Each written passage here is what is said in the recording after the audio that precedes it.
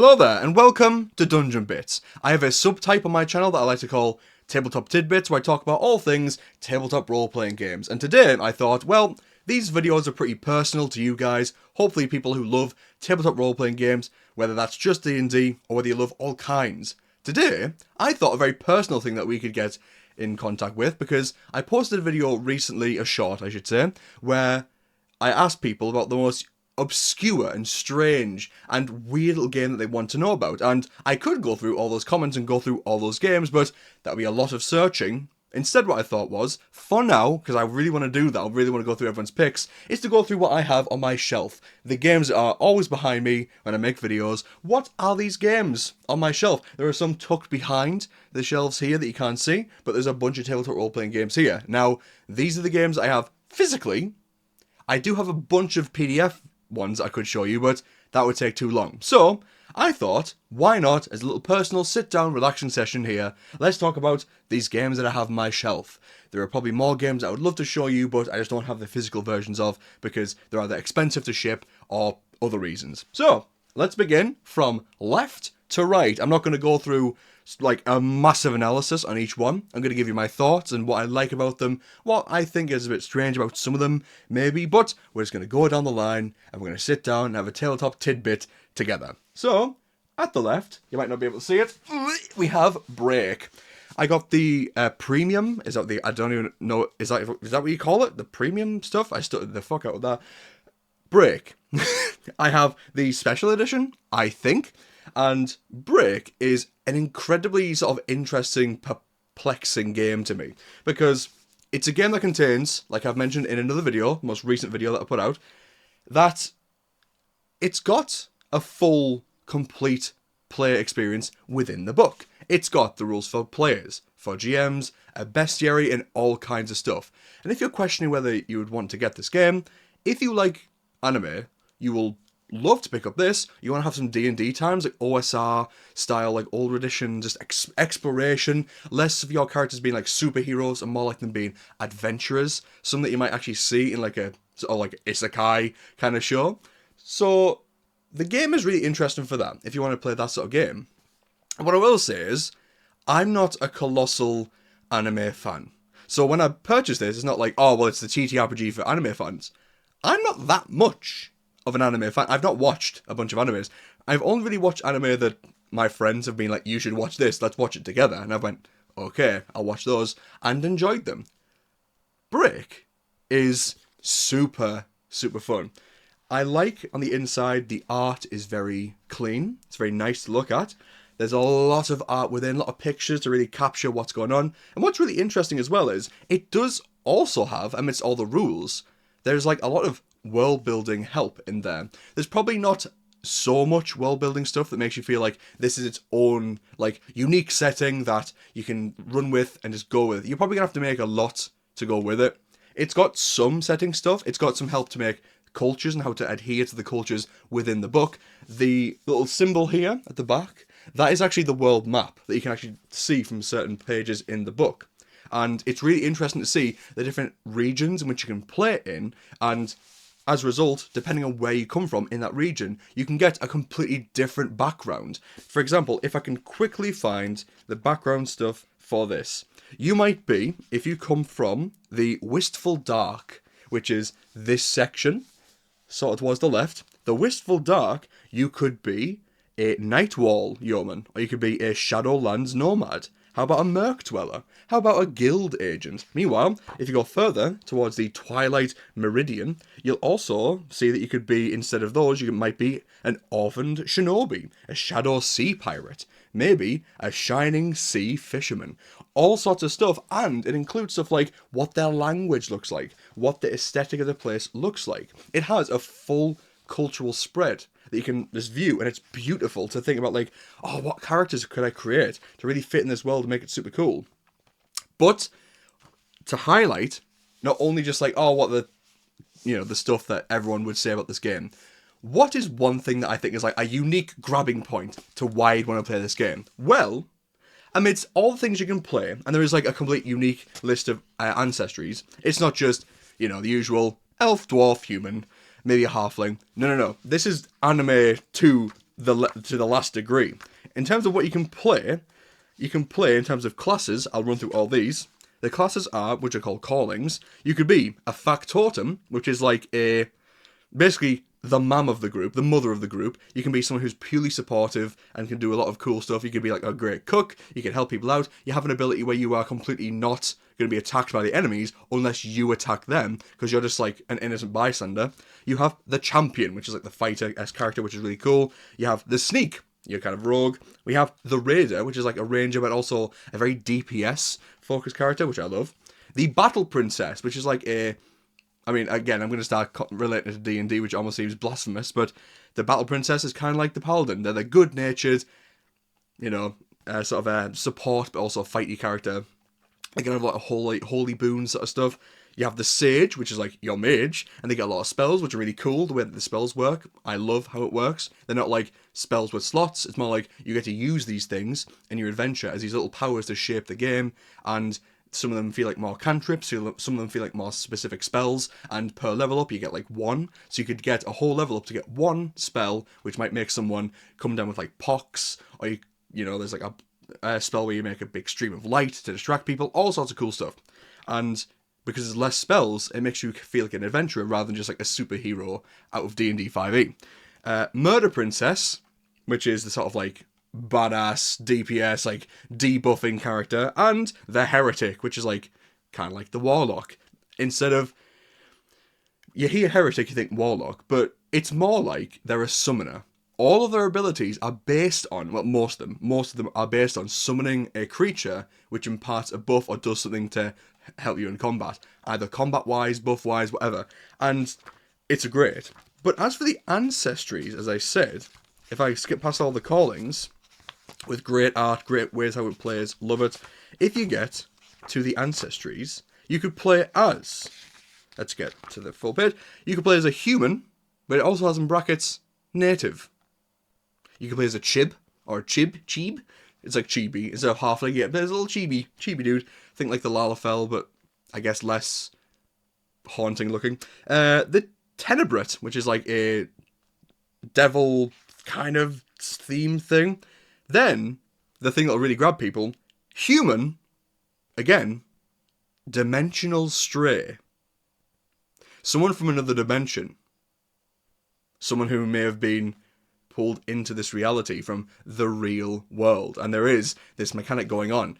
There is a really cool sort of set of pictures where it shows these people who come from the real world. There's one amazing piece of art where it shows a guy coming off his work shift in a suit, he's got his lanyard on, and he opens the elevator and he walks in and sees that the elevator opens out into this fairy tale world. And that's kind of how it comes about. I think on the front cover for the other book, one of the characters depicted on the front cover is that guy holding his suit, looking afraid, like, where am I? Which is super cool. So do you want to play as like an isekai human? Well, you get to play one in here.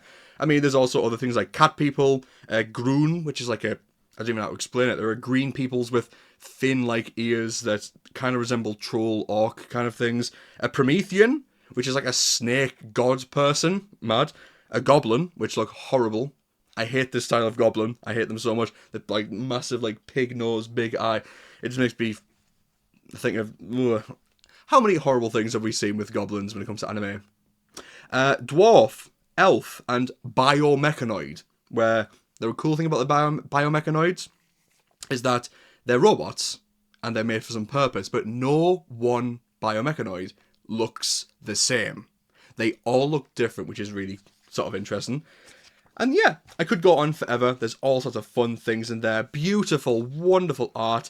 And the best thing about character creation, in my opinion, I mentioned this in the video, that it's got one of the most fun character creation things ever, apart from all that cool stuff. One thing that I love is that you also roll for a quirk. Not like My Hero Academia quirk. A quirk that, well, it basically, think of it like there's different kinds of quirks. Physiological, eldritch, and I don't know, like mechanical or something like that. Basically, you have a quirk that says, like, what advantage do you get? For example, one of them is called Pedantic, which gives you a benefit when you're trying to research. Another one's called Girthsome, which gives you extra health and extra grit.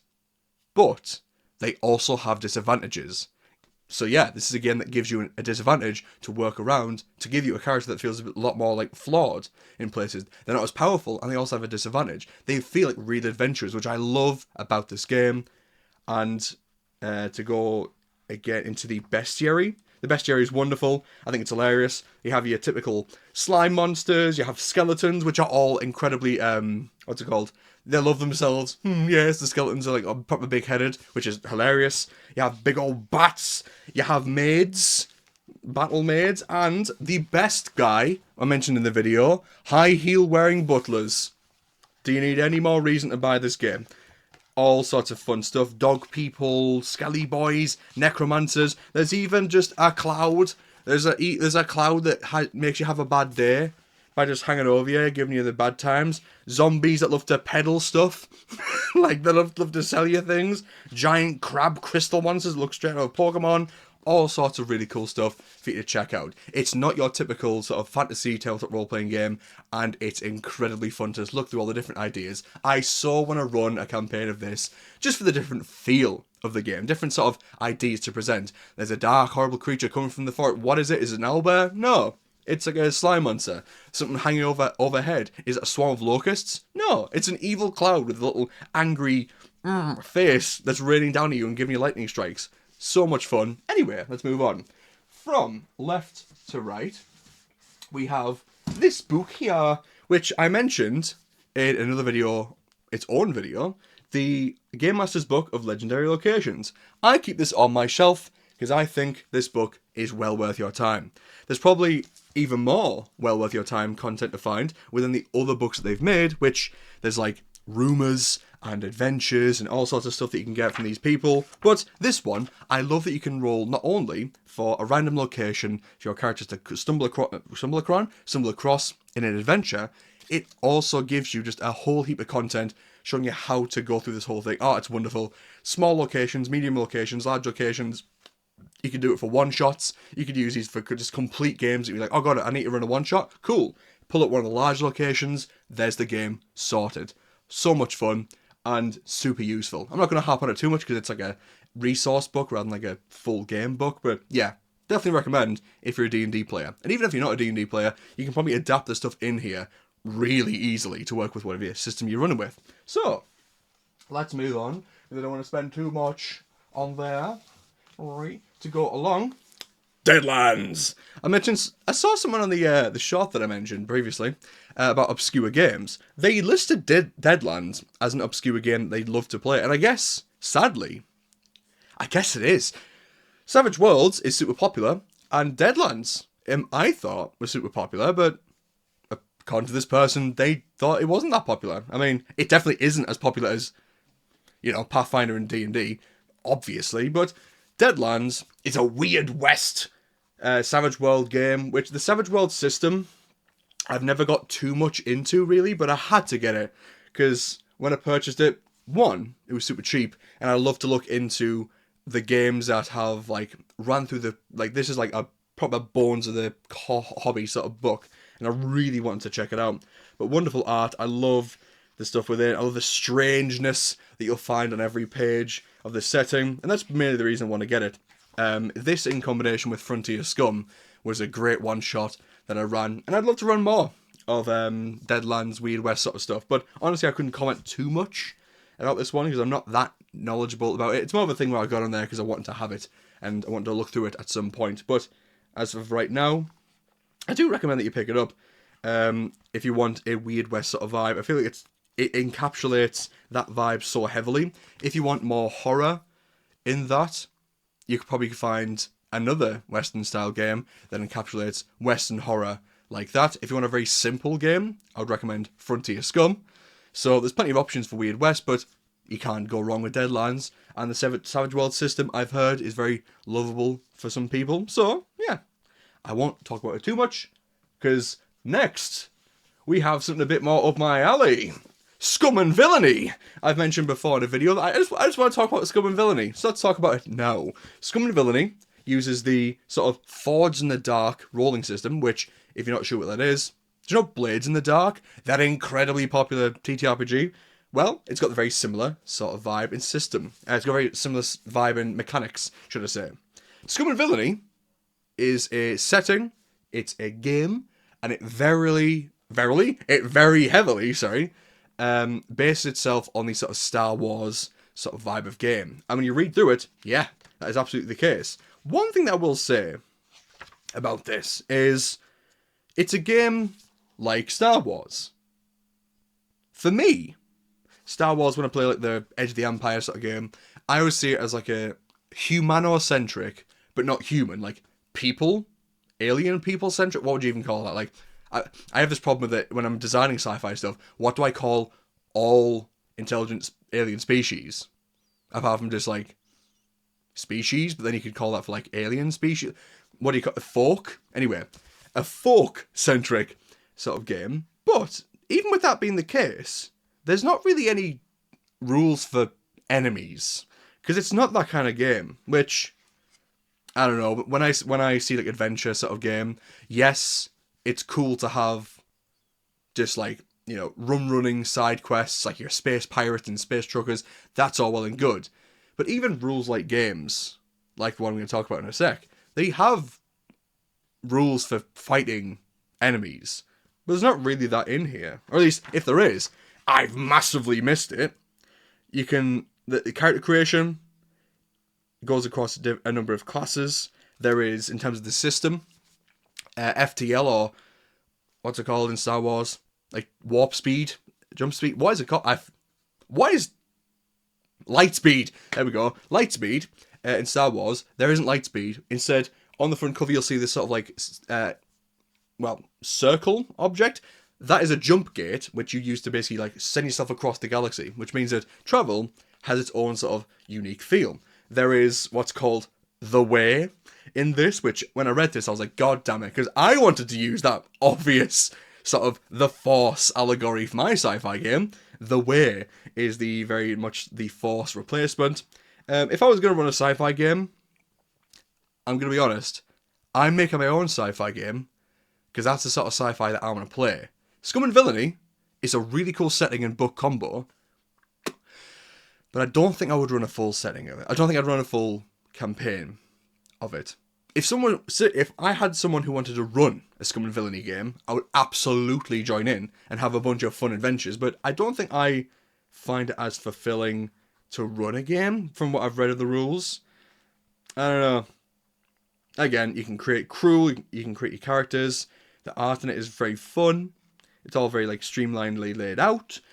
If anything, what I like the most in this book is if you go towards the back of the book, it'll give you more setting details, and more specifically, it'll give you more, systems to use for you to travel to. You have the system of Holt and the different planets within and what they're like. The system of Iota and the different planets and what they're like. Blah, blah, blah. There's Indri, which looks to be a very, very big industry sort of based one. Thank God it's called Indri, I might have been confused. Lithios. Aketi, which looks very much like, from the picture, it looks like 1920s America with like Herbie cars on a Kashyyyk-like planet of a jungle. Nightfall, which looks exactly sort of like the cyberpunk Night City sort of vibe. A lot of cool stuff in this book. Would absolutely love if someone was to run this and I was to play in it. I'd have a great time, but again, if I was going to run sci-fi, there are other books on my shelf that I would probably play. I would love to talk about this in its own video, but I don't want to go in depth right now because I've got a lot of books to talk about. But yes, Scum and Villainy. I think the dice mechanic is probably the best part, which of course is lent from the other games, which another game has Forged in the Dark like mechanics. But if you don't know the Forged in the Dark sort of mechanics, basically the vibe is you have a number of dice, a number of d6s, and you roll them. And whatever the highest result that you've got is what you get. And like, I think it's like 6, 4, 5, 1, 2, 3. 1, 2, 3 is like a fail. 4, 5 is like a mixed. And a 6 is a success. Like just a good old success. And with that in mind, it's really cool of a mechanic when you start to think about it. Like, oh yeah, if you have 2 dice, then it's a higher chance. But if you have like 5 dice and you roll all 5 of those d6s, you're probably going to get some 5s and 6s in there, but you might not. You might not. But with those extra dice, it increases the chance of getting the higher results. And it isn't just a case of like binary, did you roll a 6? like in the I can't fucking speak, like the Alien RPG. It's not just like, did you roll a 6? No, then you fail. It's what kind of success did you get? What what was the highest dice that you rolled? Even if you got 6, you got a 6. You got a success. So I like that sort of vibe from a mechanic. Incredibly simple, and it's cool to get like a dice pool mechanic, roll it and go, okay, which is the highest there? Oh, it's a 4. Okay, so I got a 4. And I think, now that I think about that now, is that also what the Wild Sea uses? I'm saying this just off the top of my head because I've looked at the mechanics, but I think that's what the Wild Sea uses. I just couldn't see the Forge in the Dark sticker of the Wild Sea stuff. But yes, Scum and the Villainy, Scum and the Villainy, Scum and Villainy, great time. Ooh, hello. Next to Scum and Villainy, this is one of the more recent books that I have purchased from Leyline Press, which, Leyline Press, good boys, create some fun stuff I love to look at. Are they the same people who made that London Underground Apocalypse game? I can't remember. But anyway, so Salvage Union, if from the front cover you couldn't tell, is a game about mechs. And you play as mech pilots. And the most cool fucking stuff about this is, one, the actual classes that you pick from. There's one of 5 to start with, and they're all very fun. We have the Engineer. We have the Enforcer, the Soldier, the Hacker Boy as well. We have the Hauler. We have the Salvager. And the Salvager is super cool because all these other guys, think of it like a D&D class sort of progression where you have your abilities and you get them as you level up. And you can maybe like fork your choices. If you're like the Cleric, you get to choose like, oh, do I have more fighty stuff, cantrippy stuff? If that's your like frame of reference, then yeah, it's kind of like that. But the Salvager, they can choose through any of the abilities in the game. They can choose anyone's abilities, but they can only choose the basic abilities. While everyone gets to go basic abilities, then expertise more and more, and get more like super powerful specific abilities. The Salvager can have any of you guys' basic abilities, but they can't have the super cool legendary ones. Which is fun from a mechanic. I'd love to play this guy. I just want to play this guy. This old dude with his big beard, with his guns and smoke and stuff, and he looks so cool, so epitome of the setting. But to get past all that, where are the mechs? Where are the mechs? Well, let me tell you, the mechs are one of the most fun stuff to look through. Even the more basic mechs that you'll find in the book, I say basic, they're all fantastic, but even the more like less combat heavy looking ones, they look fantastic, and they all have their own like specific reasons. I look through every single one of them, and I'm like, I want to play that one. Well, not all of them, but like for example, the Thresher. It's got a chainsaw and things for cutting up wood. He's a fun boy. The Spectrum. He looks like a game console on legs, and I love him. And when you look at these mechs as well, you can see where the pilot would sit, and you think, God damn, these things are massive. The Forge. This one makes stuff for you, which is super cool. They all have their specific abilities to use. Wonderful sort of like blueprint style depictions of what they actually look like. Excellent. And the full setting itself is like a post-apocalyptic game where mechs are basically as frequent to those people as cars are for us. Everyone has a mech. You have people who live in sort of like close colonies which are kept working to sustain them. Meanwhile, those at the top, they benefit the most. What a post-apocalypse that would be. And amidst all that as well, you have people who live freely out in the waste, which you are one of these people. You get on your mech and you go out into the wasteland. You pick up stuff that you want to scrap, salvage. Also, you can live out a free life out in the wastes. But there's also extra stuff in the wastes. There's dangers to be found, and they're stuff like, if I can find them, because I can't remember the actual names. You can find obviously mech pilots, bandits, that kind of thing. But you can also find fucking awful mutated boys. You have the Phantom, all these different creatures, which are like the Electrophorus, which looks to be a giant eel, but underneath its like leathery, horrible skin, there is robot parts of them. And because the world of Salvage Union is one that has been ravaged by people who want to destroy each other, and as a result, their weapons of mass destruction, which have been sort of biomechanical, horrible creatures, are left to wander the waste, and for you to survive and withstand them and maybe even destroy them. All sorts of cool kaiju battle stuff in there. There is I forget what they're actually called now. The Meld. There we go. The Meld, which are these horrible nanobots that infect mechs, they infect creatures, and they try to emulate themselves into society, and it's unclear what their motives are, but they emulate themselves into machines so that they can be more powerful, and you have to defeat them, and so cool. Such a fun, sort of like unique setting. I love a post-apocalyptic stuff. I cannot speak. I love a post-apocalyptic kind of vibe, kind of setting, and this is just a wonderful delve into a unique setting with mechs. And while all that is the case, it never goes into Pacific Rim territory where you're super powerful mech pilots. It's more like these things are the ways that you get around. It's not a cozy life simulator game, but it's also not like a dungeon crawly epic sort of vibe.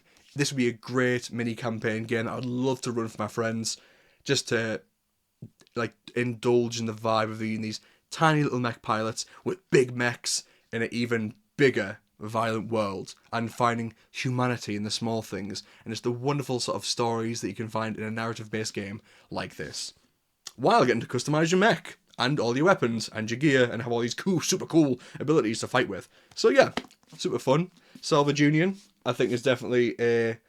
When this came out, I remember thinking like this game, it has made like big waves, and it should, for how unique and fun it is. It's not just Mad Max again. It's got its own sort of flavour, its own sort of soul, which needs to be like carried on, needs to be held onto in a ttrpg community like this. We need to embrace unique and cool stuff. So, that's Salvage Union. The next game, this. Very exciting. When I saw this on a channel, someone talking about this, I thought, what on earth are you holding? This, my friends, is Cyberpunk. No, Punk. And Cyberpunk is a little sleeve in which you open up this other sleeve and you find an excellent one-shot specific sort of Cyberpunk heist final mission sort of game. And if you open up the little palette, you can open up all the sections, and what's on the inside, oh my goodness, apart from all the wonderful art in the packaging, it comes in the form of leaflets. Little leaflets you open out, and they're all plasticky, they're all very like sturdy. In fact, some of them you're expected to write on them as your character sheets. If I can, oh my god, let go of them. There we go. Got one. Your character sheet, or at least your character pamphlet. You get to write what you look like. You get to draw yourself in there, your name. And what I love about this as well is that it's one-shot centric. As I said, it wants you to play one-shots with this game. And there's a bunch of different settings. You have a magic cyberpunk sort of vibe, because again, the cyberpunk setting is captured in a different way. Predator. Just plain old Predator. Not the actual Predators in this, but instead the Predator looks like, if I can finally scan, more like this. Wabam. Look at this boy. So, very much sort of trying to capture the feel of the movie while being cyberpunk centric. Cyberpunk plus Predator sounds great. Mind the Gap, which is probably, like, people have said that this, amongst all of them, might be the most... it's based off an author. There's that really famous author, and I'm going to sound incredibly illiterate by just saying it's based on an author's setting for Cyberpunk, but you can find that there. We have Hunters, which is a sort of assassination, get these boys headhunting sort of Cyberpunk setting that you're going to play through. Just wonderful art to look at. And they've all been absolutely beautifully made. Really, really, really nice to look through and flick through. And what's really fun about this game, apart from me just showing you a bunch of leaflets, apart from how artful the game is itself, the game is based on a very simple mechanic, which, again, is Forged in the Dark. You're going to do the exact same vibe that you did before, except there's an extra little thing in there. Your character can get glitches. They can basically suffer strains so that they have a negative effect on the dice pool. They include an extra little dice, which can screw you over when you roll it. Which, you know, I very much like that sort of mechanic. And what's really fun is the game isn't one where it's got like a huge list of just like cybernetics and the stuff that you can get from your gear. Instead, it wants you to choose what your ability is. A very rules-like sort of mechanic of like, okay, what sort of cybernetic do you have? Do you have really tough skin? Do you have eye scanners? Do you have a shoulder-mounted machine gun? All these sort of things that might lend you a bonus, and when they come up, then, yeah, it's up to the GM to say, yeah, that would give you a bonus, and they can adjust the difficulty in that regard. And death and damage, it's very simple. There's no, like, HP. You just track, have you been hurt? Have you been seriously hurt? Have you fallen off a cliff or off a building and you're dead? That sort of vibe. And very fun.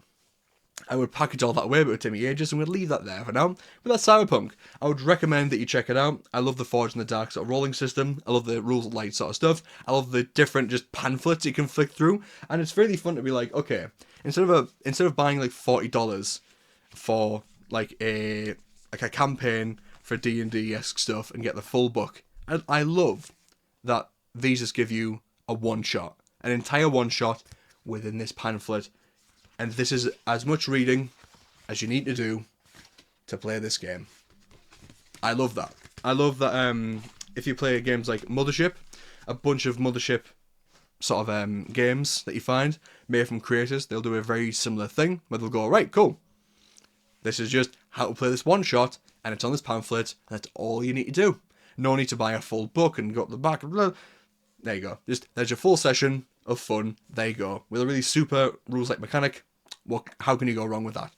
I love Cyberpunk, so that's, an even bigger boon. A game that really emulates the style of a heist and a final heist. Your characters are at the last of their rope, and this is the last job that you're going to do, for better or for ill. And for ill, we know how we can go very ill if you watch the Cyberpunk Edgerunners TV show. So, the next game. I mentioned about sci-fi games when I mentioned Scum and Villainy, how there were other games that I would just prefer to play. And one of those games is the wonderfully made Death in Space. Death in Space is a very similar vibe to Mork Borg, except instead of Cyberpunk, which does, Cyborg, which we'll talk about in a sec, this is a full-on sci-fi game. And not only is it a sci-fi game, it has a wonderfully dark, as you might expect, depiction on the inside. And it's a lot more clear in terms of its text in comparison to Mork Borg, which is a lot more art-heavy. This book, it's got chapters, it's got all the rules that you need in there to play the game, it's got enemies of, like, horror, like, you can build your own space station, or spaceship, that you all travel about in. Your characters have different species, in a way. Your characters can not only play just humans, but they can also play, like, guys that have been in a stasis pod for so long that they've gained powers from it. You can play androids in here. And it's got one of the most fun sort of initiative systems that I've ever seen in a game, I think. I mean, there's a bunch of initiative systems out there, but I love the way this one does it, because it focuses on you guys being a tight unit that use teamwork. Basically, you guys choose who goes next in combat. Both you, the players, and the enemies. So if you as the player goes, I want to kill this guy before he does anything, bang, cool. But who do we want to go next? Because if we say that we're all going to go, just in one succession, like we all go and try to finish off the enemies, there's a chance we might all miss. And there's a chance that if we all miss and we don't do enough damage, they're all going to act at the same time after us. We've split the initiative, so we've all acted and didn't do enough. Now they're all going to go, and we're all just going to get clean off the initiative sheet, and we're all going to die. So, it's cool instead to go, right, who wants to go next to make the most efficient lineup for putting this guy down?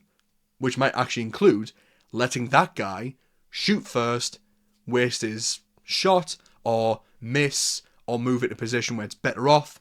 All sorts of really cool teamwork that you can pull off with that initiative system, rather than roll, and now we're in a random order, and just deal with it. You get to tactically make that choice, which is really interesting considering how simple that mechanic is in a rules-like setting, but it feels so deep of a mechanic. Besides that, your characters can look through a whole plethora of different items to use. It's more of the OSR style of gaming, where it more focuses on equipment, rather than you guys having special powers and having 20 abilities of different spells to use. It's more about you guys being space truckers that are really down their luck in a setting that is dying. And the setting, because they all have their own apocalyptic settings, all the Mork Borgs, this one involves people who went, right, we've invented an FTL style travel, and it turns out, by using it, it destroys the world, or at least the universe, bit by bit.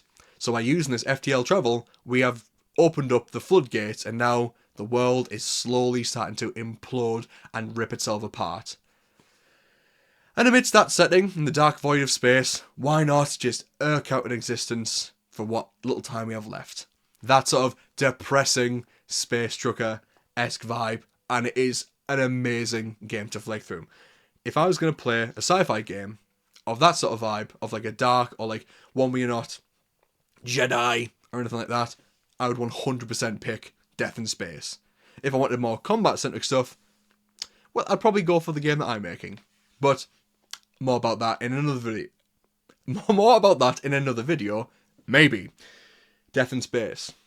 Wonderful. Love it. I like the rules for making your own space station, because I feel like making your own space station or spaceship as a group can be really bond-making. It can really make you feel like a group that has to travel and survive together.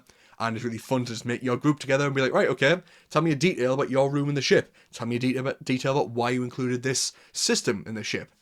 All so fun to put together in an incredibly depressing sort of setting. What's not to love? Then, oh my goodness, it's my favourite Morkborg style game, Cyborg. I love Cyborg. I love Cyberpunk as a setting, and for Morkborg to turn around and go, okay, Morkborg, great title. Cyborg! It's such a good title. I love it so much. So I love this game more than just the title. I've made my own video talking about this game that I recommend you go watch, wherever I put the notification. Cyborg is a cyberpunk game, as you might expect, with the Morkborg trappings of a depressing setting, and that setting it's incredibly awful. There's a whole opening crawl about what the setting is like. Constantly in flux, shifting, distorting, always reborn as something worse, destruction by ecological catastrophes, the fallout of histories and all sorts of like just incredibly depressing, incredibly sort of like in your face sort of vibe.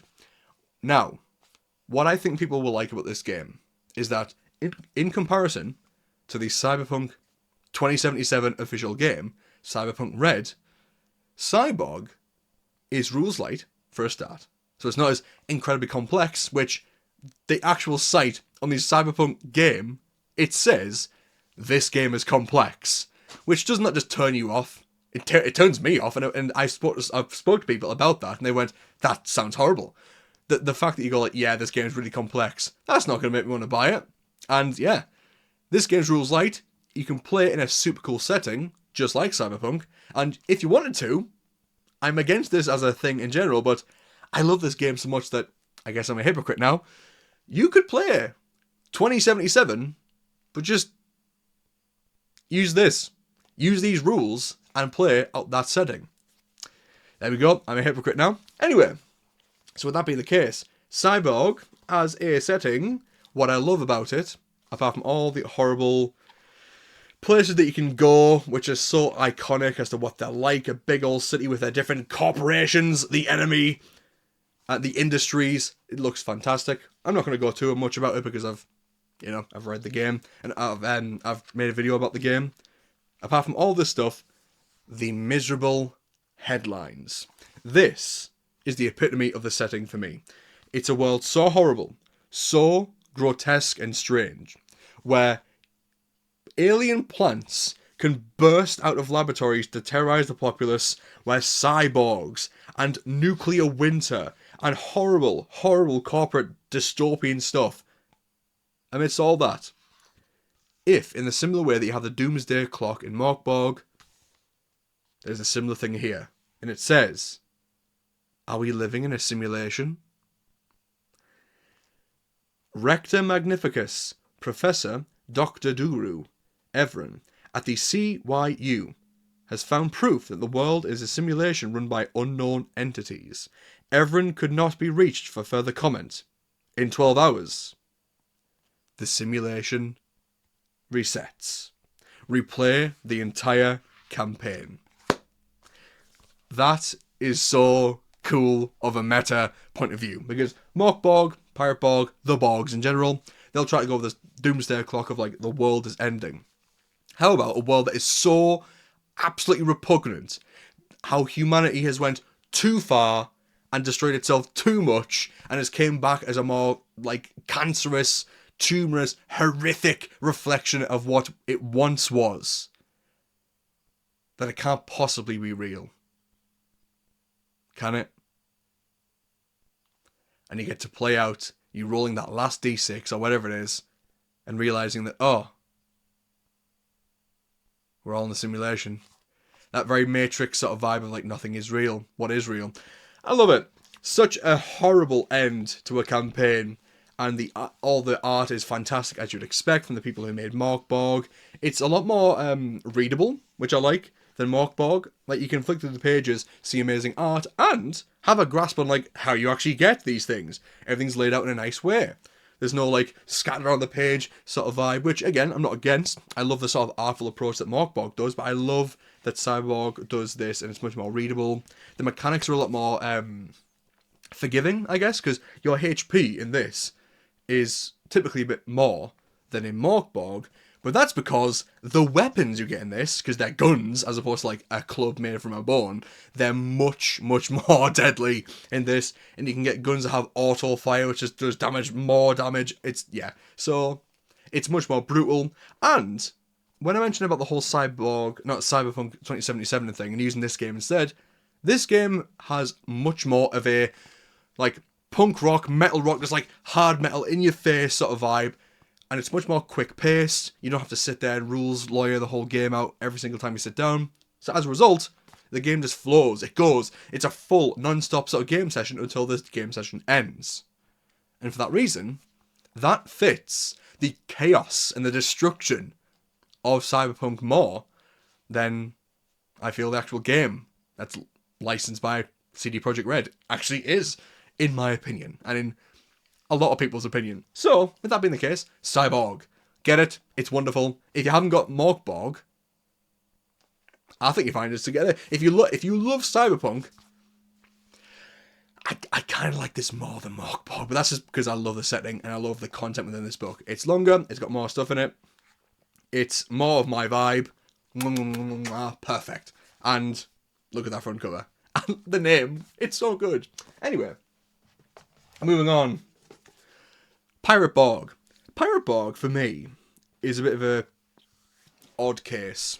Because in my Morkborg video, or in my Cyborg video, that was in my Cyborg video, I made a joke at the beginning where I went, okay, if you want, a Morkborg experience, let's go for the next one. And I reached for Pirate Borg on my shelf, only to make the video about Cyborg.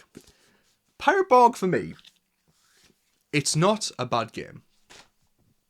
That makes it sound like there's going to be some sort of twist ending to this whole sentence, but what befuddled me is that it's quite a long book. It's quite a long book with, the Morkborg trappings of like a very like intense sort of vibe to read through, but at the same time, it's very plain cut. It's very readable, which is good. I like, but it's got a lot of small text. In trying to get as much context and much content, into the actual game, there's a lot of small text. It's not as readable for me in comparison to like the other games. If anything, I like the flavour, I like the vibes in there, I like the coral, the undead, the the eldritch monsters. It feels like a slam dunk, like not just fantasy, but pirates. When I was thinking before about like what Morkborg game would I make if I was to make my own one, and it turns out all of them have been taken. All of the classical sort of fun settings have been taken. You can only start to get more like niche or narrow in them now. I mean, for example, one of the things that I mentioned about when I made the Morkborg video was, hey, why not like a fae, like an Alice in Wonderland, or like that sort of thing? I'll call it like Grunborg, for like Greenborg or something. Like Black Fortress is Morkborg, why not Green Fortress, like Grunborg, for fae stuff? Turns out, there already is that now. I don't know if it was made after my video or before the video, but regardless, and it's called Faeborg. Come on! Come on! That's not even a pun! Like Cyborg! Anyway, but Pirate Borg in itself is a good game. I read it once, and it didn't go so well. Which didn't sour my opinion, to be honest. I had this opinion before I ran this game. I like the content within. I just don't know. I don't think I can like fully articulate why. It's got boat rules in it, like fully like detailed boat rules, which seems to clash against the sort of rules light vibe that the rest of the game has. I don't know how you would have done it differently, but the question is like, would you have needed it? Like the way that this game, or like all the Morkborg games, just basically says, go with it, rules, wee, D20, just do whatever you want. With that sort of vibe, it's interesting that the game has like so many tables and so much like stuff to read through, and some like specific ways on how things work, while having full detailed boat rules and different kinds of ships, different kind of stuff, making maps. Like again, if you look at it, it's a fantastic pirate game book. But from a Morkborg perspective, I don't know. I don't know. I don't know how to articulate it. Is it a good game? Yes. Do I regret my purchase? Absolutely not. Does it give me a bit of a weird feeling in my mouth? In a way that is probably only personal to me? Yeah. I don't know why. Anyway, let's not entertain that thought anymore, because I can't articulate it. Instead, let's go to Morkborg. Morkborg, the sort of the restart, the boy that started it all, the Morkborg, the One Ring. Morkborg is a dark fantasy game, grim dark fantasy game, that every time I read it, it's just so fun to read through. It's just a joy to go back and forth through all the pages, to the point where when I'm running my Grim Hollow campaign for people on a Saturday, I will pull up this book. If they go, what's in their pockets? Well, let me just look at the corpse plundering table and roll that, and I'll find, oh, okay, you find a death mask. And I'll use that inspiration to create some more like lore that fits the world. Oh, what do you find? Oh, you find a bond. A local pontonade owes the holder of a sizable amount. Just like all sorts of stuff you can really use for games beyond just Morkborg.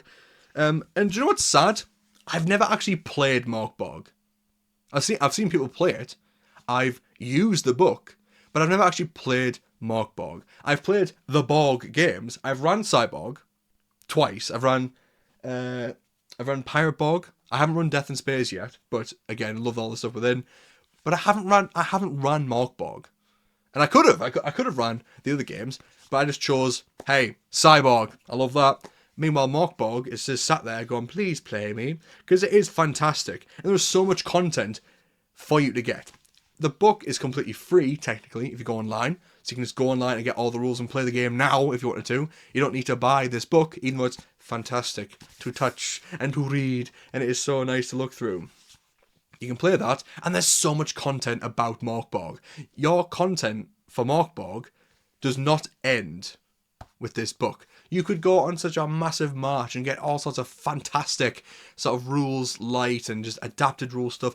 So there are some creators that create amazing artful pieces to add to the game, to add new classes if you wanted to, amazing new content, new monsters, whatever you want to just really diversify your Morkborg campaign. And my god, so much fun. I wish I could run a Morkborg campaign. I said this to my players. I kind of want to run this as a campaign as opposed to the other games. That is one thing I'll say actually. There we go, there's a positive. Cyborg, I love Cyborg. I'd love to run a short campaign of Cyborg.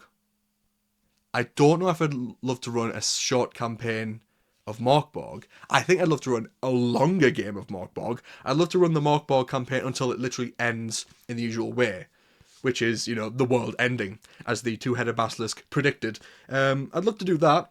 I'd love to run this as a full campaign and just see how many people die, see how many PCs die over the course of it, and see if the starting party is anything like the ending party, and what has changed, what horrible experiences they went through.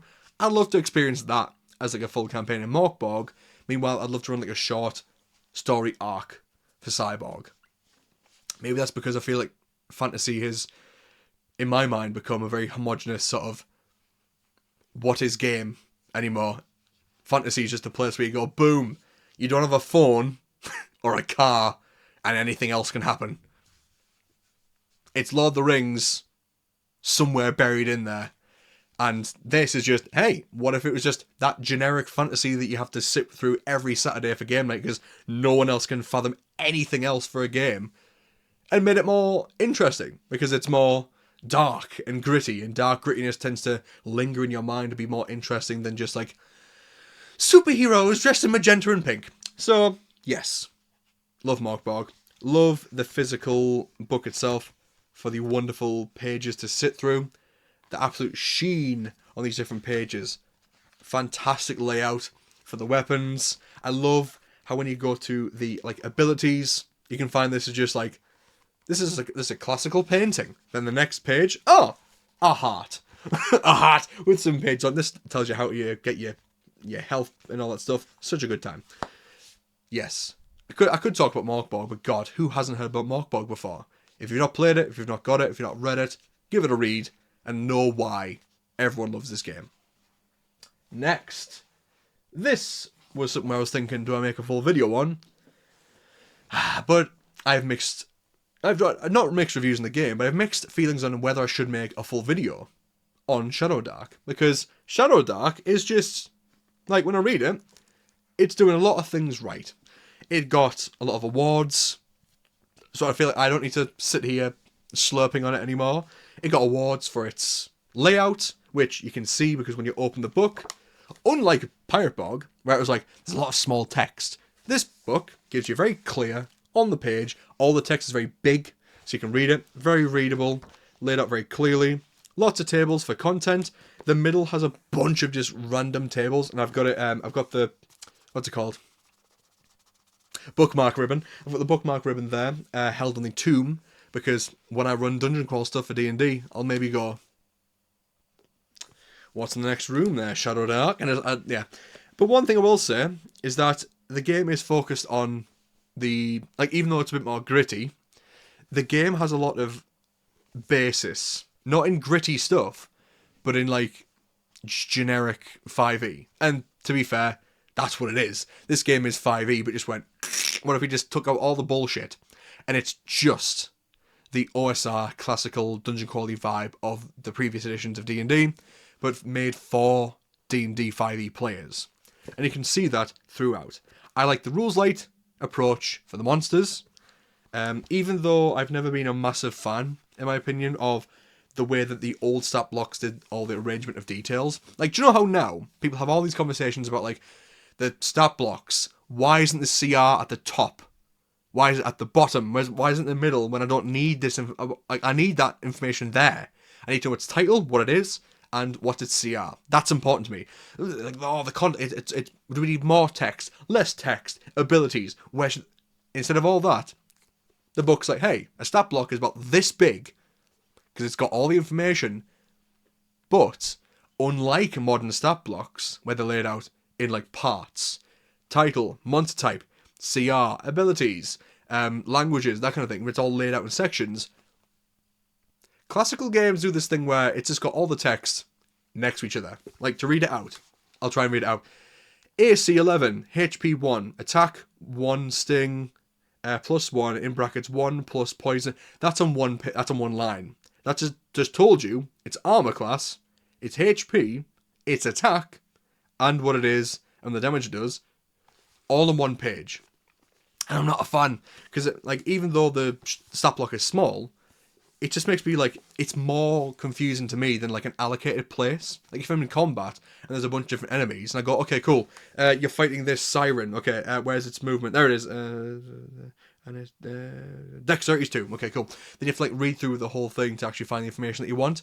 Not a fan of that. That's not an indictment of Shadow Dark specifically.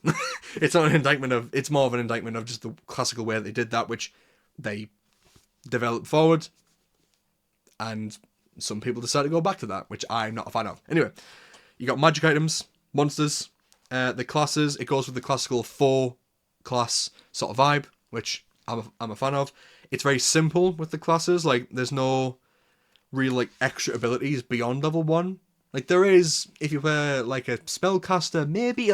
The way that works is basically you get what you get at level 1. Then, as you level up every other level, you get to roll on your talents, which is 2d6, and you get to choose, you get to roll for your extra talent, which for a priest might be, gain advantage on casting rolls for one spell that you know, pretty good, +1 to melee range attacks, okay, +1 to spellcasting checks, so you can see, they're not extra abilities, they're buffs for existing abilities, which means from level 1 to level 10, your characters never actually get any more complex, really? Unless you're a spellcaster and you get more spells, they never get really any more complex. Your rogue will start off with sneak attack and all the stuff they get to like get bonuses for being a thief, but they never actually get more complex. The only time they get complex is, which I feel is the best thing a game like this can do, or any like D&D or fantasy-esque game can do, is your character is like in one frame. They are this guy with an ability, an expertise, a power, a talent, bang. That's its thing. But it gets its diversity from what it actually does in the game. If you go and you find a sword with a super cool ability, that now is your character. Your character wielding this super cool sword that does this extra little doohickey, your character now has what it had at level 1 and this extra ability. Your abilities come from what you find in the world. It gives credence, it gives power to magic items.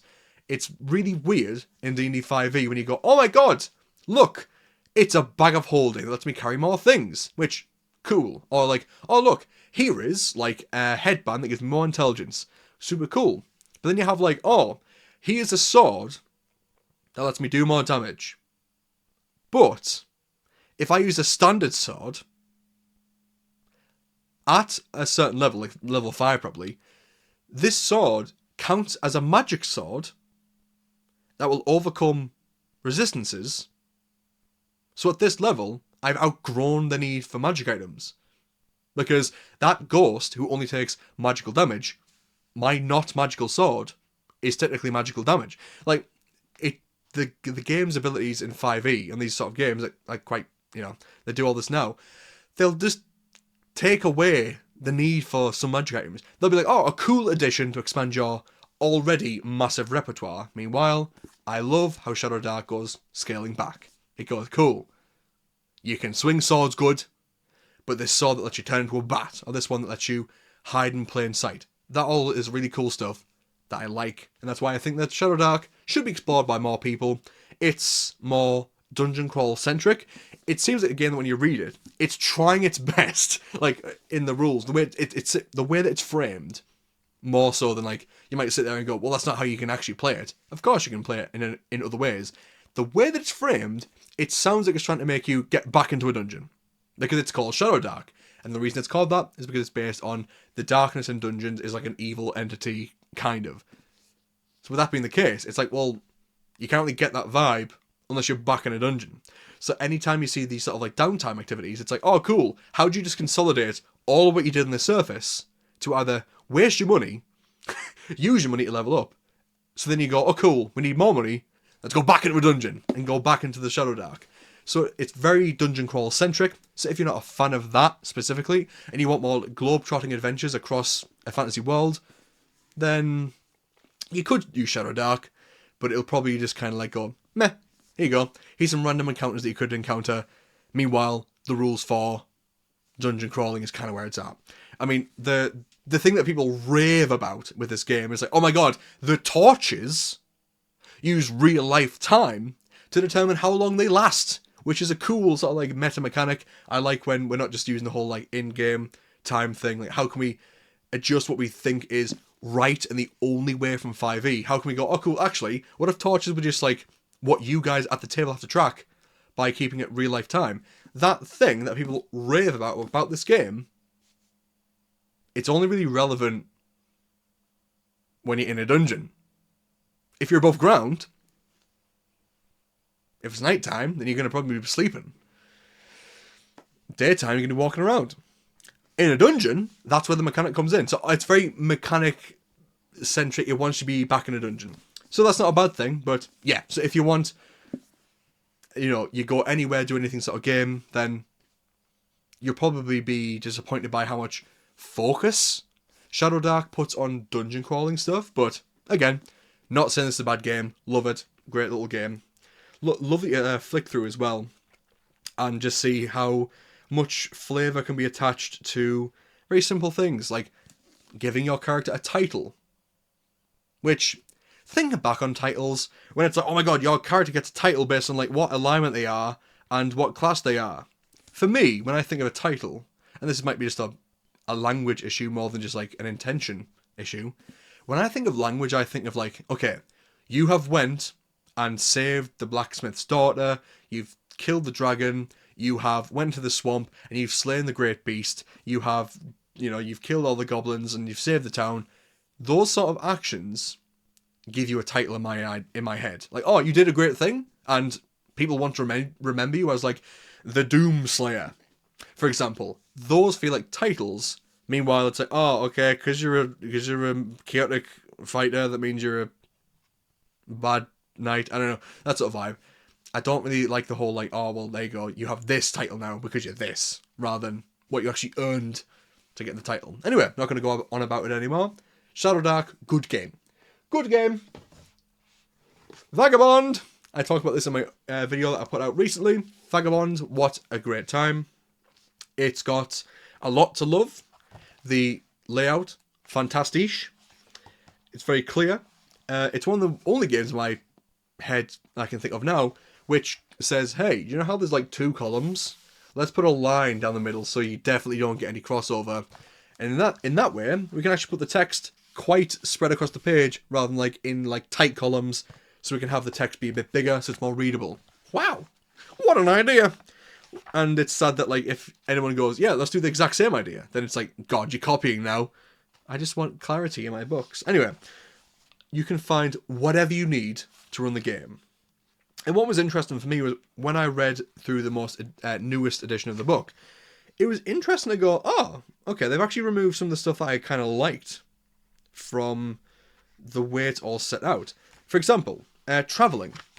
Travelling in the previous edition, an Indestructible was like, okay, cool, we're going to have it so that every time you're in a biome, in a hex, there's a separate table and a separate, like, ideas of what you can find here, and the whole travel system is very streamlined. You make a roll, do you get this result? Boom, this happens, move on, and that was your adventure.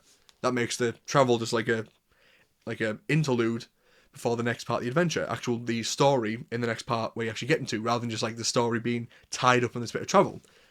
That was removed, and instead it was consolidated basically into one or two things, where it was like, if you're traveling, you make a roll, and one of these like 6 things can happen, but mostly nothing happens. I think it's like a D66 table where it's like, if you get like basically everything apart from 16 back down to 11, if you get everything but those 6 results, then you're fine, nothing happens. But if you get those results, then like you might get extreme weather, which doesn't say really like the specific kinds of weather. Again, that sounds incredibly simple and nice to work with, but I think just comparing it to what it was before, where the biomes had like everything detailed about like, okay, cool, you're in a tundra, bang, bang, bang, bang, bang, and then here's a big list of encounters that you'll get when you're in those specific biomes, which to be honest was the best thing for me. Like, oh, cool, you're in a forest, these are the combat encounters that you might expect.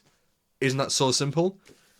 If that's in here, I can't find it, but yeah, I was disappointed where that was going, but I can see why it was removed, because it was probably a colossal part of the book to just, for this one section of travel.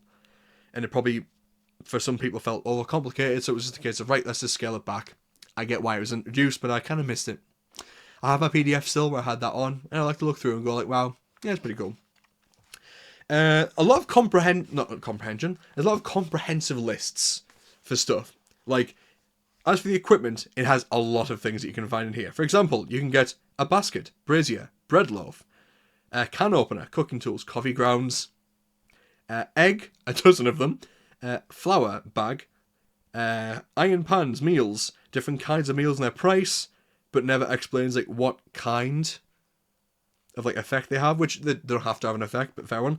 You can get a chest, chisel, crowbar, drill hand, a game set. You can get ingots, jewelry, different kind, musical, bagpipes, hurdy-gurdy, like just so much cool stuff. Like all the list with all the possible items that you can get on here, which is super cool, super useful.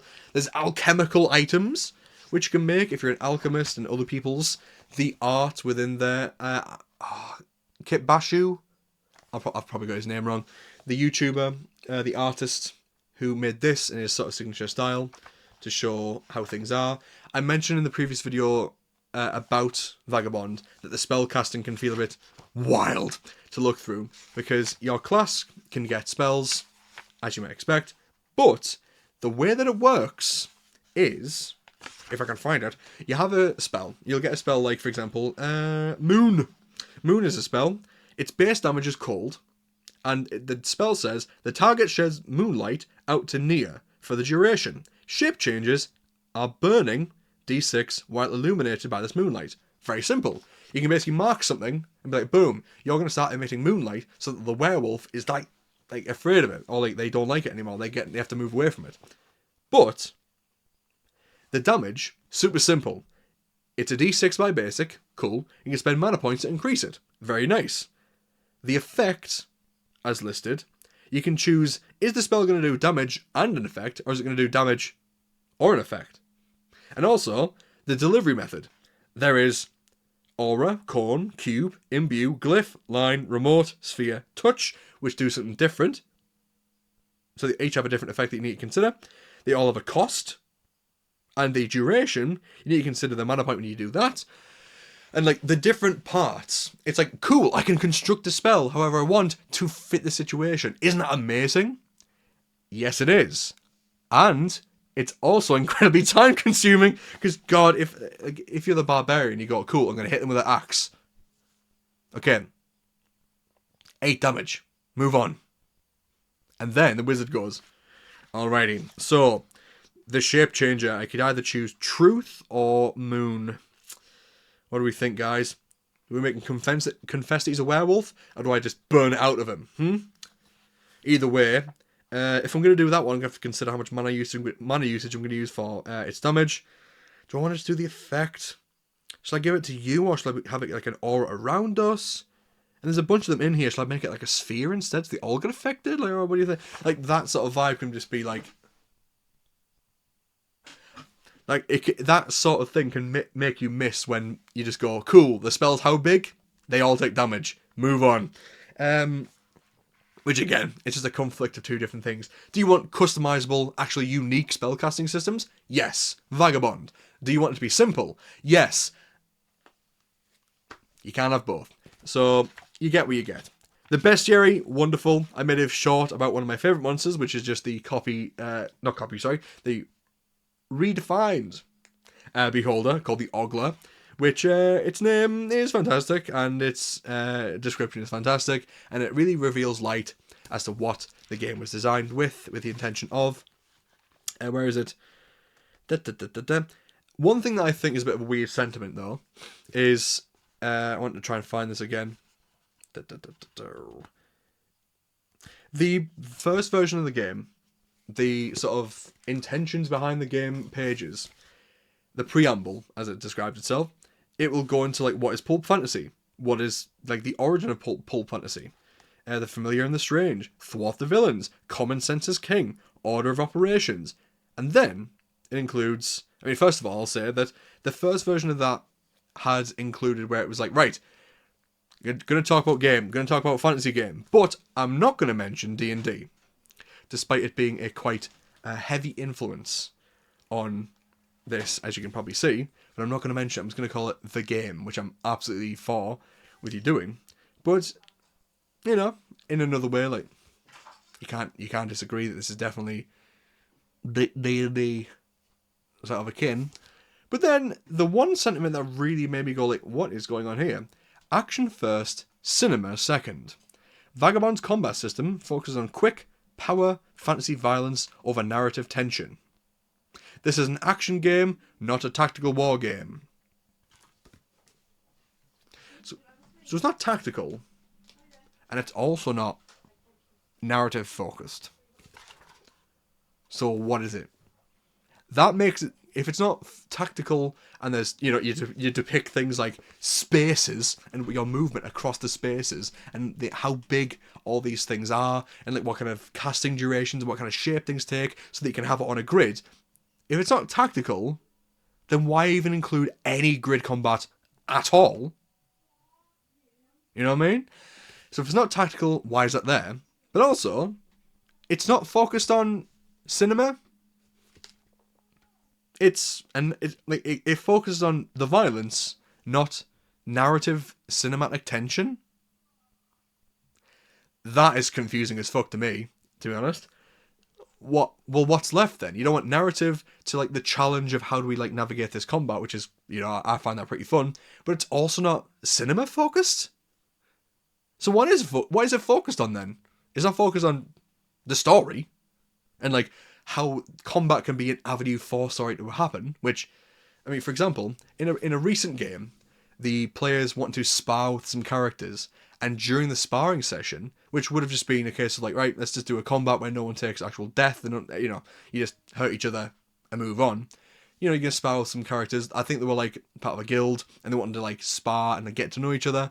But a part of that, where it became like an actual combat, one of the characters who was on the not the PC side, like the enemy, the sparring partner's side, in the aggression of sparring, he unlocked this prejudice that he had against one of the characters because his daughter went missing, because the other person was playing a dreamer in Grim Hollow, and the dreamers in my setting, they've all been like twisted into vampiric forms, who those vampires then took and plucked up his daughter. So during this combat, this aggression that he fueled was fueled into this PC, and that whole section, it was just combat that we're used to before, but the narrative that evolved from that situation, where it revealed as a result of the combat is still an avenue for storytelling. So if it's not cinematic and it's not tactical, then that's such a weird sentiment to me. Honestly, I think I would prefer to play this game with a cinematic focus. If you're going to make it more rules-like, more streamlined, then cool. That means I don't need to rules lawyer everything. That means I can focus on the game and the story and what the characters are doing and the combat sort of intricacies that can happen. That seems a lot more fun to me than no tactics and no cinema. So that's a bit weird. Anyway, that's Vagabond. What seems like a weird note to lie on, but if you like, I guess, combat being a minigame, if you like spells being quite complex, even though customizable, and you like the game being quite streamlined, so you can just pick up the game, play it, and everyone has a very smooth time, then yeah, Vagabond, good game. Easy D6. I promoted this in a previous video also. Easy D6 is interesting in that it has a lot of, well, D6, as you might expect, based mechanics. It's a dice pool system where if you're good at something, you get to roll more D6s. What's really interesting is that it's purely based on just rules light, adventure happening, no need for complexities and stuff. All that is ignored. There's none of that. It's just a rules light, roll the dice, do you succeed, do you fail, do you crit, blah blah blah, move it on. DM describes what happens, that kind of game. I like that a lot, but I can see where people would less like it and they'd like a bit more framework. And there is framework in here for you to play. It's very rules light, very dice math. Wow, I made a word then. It's very dice math low. You don't have to play a lot of like sitting there counting stuff in your mind, so that's good. And one thing that you'll really like about this, in my opinion, is that the spellcasting doesn't feel complex at all. In comparison to any other game on this fucking shelf, why am I swearing so much? The D6 magic system is literally just a case of, right, I can cast spells. Cool. I would like to make this happen. Okay. The GM then decides, how powerful is that ability? Because based on how powerful the result would be, then I have to determine how many dice do you need to roll, how many successes do you need to get to make this happen. And if you fail, then you have a bad time casting magic. But if you succeed, then bam, you get to, well, succeed. But the power and the more creative and the more like weird you get with the spell determines how many dice you have to actually roll, which results in, you know, how the spell went. As opposed to specific list of spells, it just says, hey, you can cast spells, right? What do you want to do with it? And based on your choice, oh cool, yeah, I'll do this. Okay, that sounds pretty hard. Make this roll with a bunch of dice. Cool. Then that's how you solve it. Very simple. There's more stuff in here like magic items and unique monsters. Like, every single monster in here is like its own art, and they're weird, and they're really interesting. And none of them are like linked to D&D. There's no like specific like, oh yeah, here you go, he's like an almost beholder or an almost mind flayer. They're all very unique, which I find very interesting. If you want that on itself for ideas, recommend you pick it up, even though I feel like it might be so open that it might leave some people behind. The way that it's laid out, it's quite big, quite readable. I don't know. I think like it's because it's so cheap. I would recommend you just pick it up and have a look for yourself. It will probably fit your game if you guys like to go, screw the rules, we just want to have an adventure. Which, to be honest, was why this game was made. So, if you like that, pick up Easy D6. The next game on the shelf is Fabula Ultima. I talked about this in another video, the previous video as well. And Fabula Ultima is a wonderful little gem of a book. I'm glad that I saw a comment, which made me corroborate another person's story about how good the game would be. Convinced me to have a look at it, and God, is it a fun time to read. What I like about it is that the monsters, they're all very laid out nicely. What's interesting is that it's a game that doesn't start at level 1 technically. It starts at level 5, because with each level that you get from leveling up, you get to spend it on an ability that your class can give you. And the classes that you make, you don't get one specific class. You have to choose at least 2 classes to choose from and make a unique blend of a character from there. You might be an elementalist plus a dark blade, or you might be a tinkerer plus a lawmaster to create like a scientist. And the art is wonderfully sort of JRPG style there. And the abilities, they're all very simple. They all can either base themselves on how many times you've chose the same ability again to improve them. You can get more specific abilities, like for example, here is the Knowledge is Power ability. When you perform an accuracy check, you may replace one attribute dice with Insight, such as Insight plus Insight for a pistol, or Insight plus Might for a war axe. So, yes, I like that sort of vibe in it. And also, what you'll see in here is that the equipment is very humorously, to sort of play on JRPG stuff, it's all pixel art. It's all pixel art in there. You get crossbows. It's just like you're playing your old classical sort of Final Fantasy game. Loads of tables to make loads of fun concepts for characters. You get to choose your personality. Again, the classes. There's no...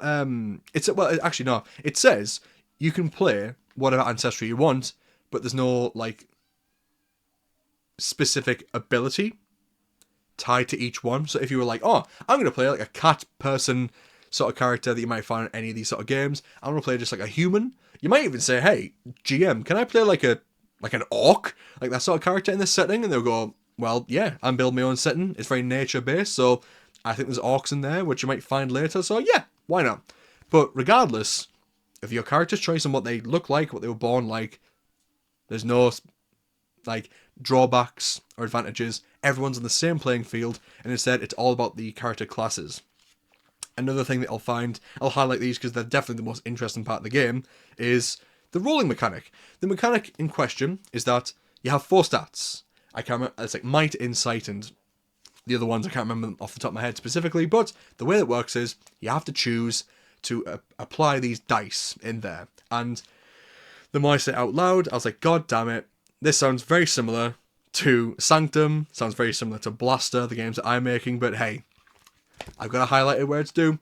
The way it works is you apply these dice in your character. You might have like very high dice because there's different stat arrays, like how you have D&D, the 15, 14, but instead of that, it's you have like a D12, a D10, D10, D8, or you might have like a different spread of the dice. But regardless, the way it works is whenever you do anything, the GM and you have to decide, what skills am I using, or what attributes am I using to make this work? There's no skills really. It's just a case of like, right, I want to leap over a chasm.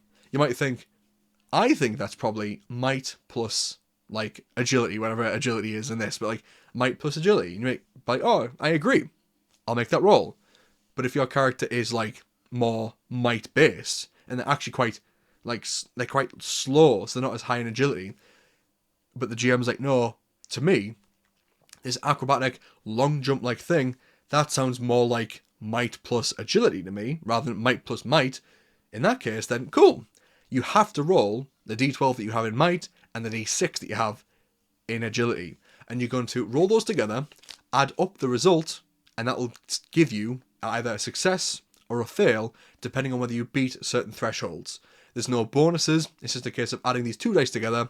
And what's really interesting is with that mechanic in play, if you beat the actual what you need to beat to hit a creature, for example, your damage on the weapon is based on whichever attribute the weapon is about. So let's say, for example, you're shooting a ranged weapon and it's like insight plus agility or whatever it is. I'm just using these for like examples. They're not specifically what you'll find in the book. If you go insight plus agility for a bow, and the bow is like an agility weapon or something.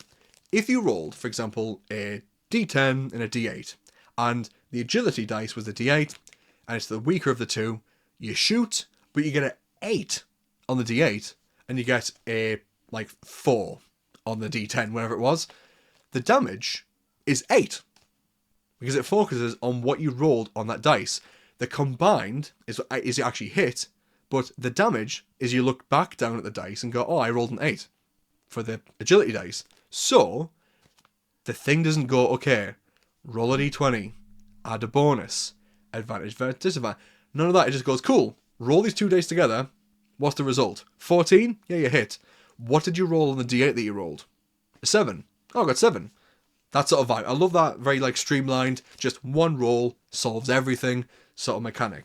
And again, I could go on and on about the intricacies, the specific mechanics at play, but it's mostly a narrative-based game, so a lot of the mechanics don't feel laborious at all. They feel quite open. You can use them to your great effect to create fantastic characters with adventurers that look just like this. Wouldn't you want your party to look so full of life like that? The other thing that I'll mention that you can't run away from because it's fantastic in this system is the fabula points. Fabula points are ways that you as players can interact with the narrative that the GM has placed in front of you. For example, is this enemy that's in front of me going, ha ha ha, I will destroy the world, and you will, the usual shtick, and you go, I've got a fabula point. I want him to be my father. You get to have your own Darth Vader and Luke Skywalker moment. Isn't that cool? And the GM, if they agree, can go, yeah, cool. He's your father. He pulls off his mask to reveal it's actually someone that looks just like you, but with a thick mustache. It's your dad that you never even knew. He confesses, I'm your father, and I want you to join me by my side. And you have a choice there, a new dynamic at play. So many storytelling activities that you can actually get up to, and it's up to the players to join in. And also, the reason it's called Fabula Ultima is because you get Fabula points, the GM gets Ultima points. And the Ultima points are used to sort of give bonuses to the enemies in play to switch up the scenario. I think you can do stuff like add violent weather to travel, add violent weather to an encounter, change up the scenario that the players have to deal with to make it more hard and more tense. Absolutely love all that as a whole. Super fun mechanics for rolling, points to use to change the mechanics and change the narrative at play. The monsters are just so fun to look at. You've got a bunch of cool stuff. You got living plants. Look at this boy. Look at this guy. This big little loaf of a pumpkin and a turnip. Aren't they so cool? And just so fun to read through.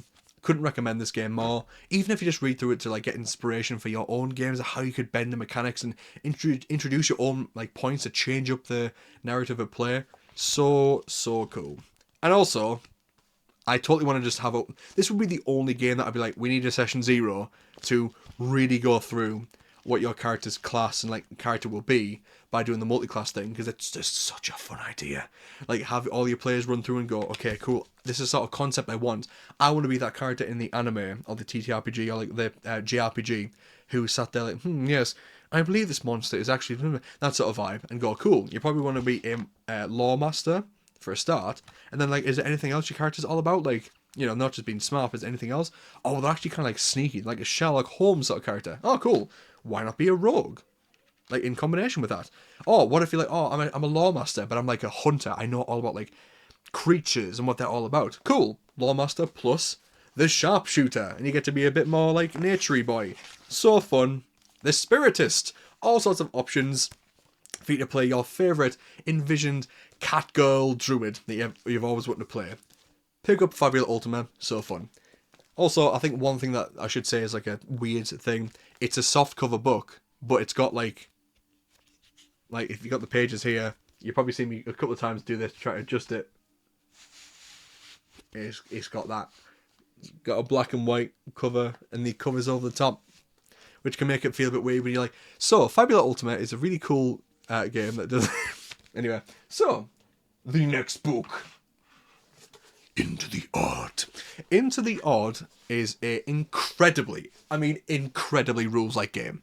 This is not a game that is for someone who wants to have a tactical time at the table at all. This is a game that goes, hey, you want a narrative?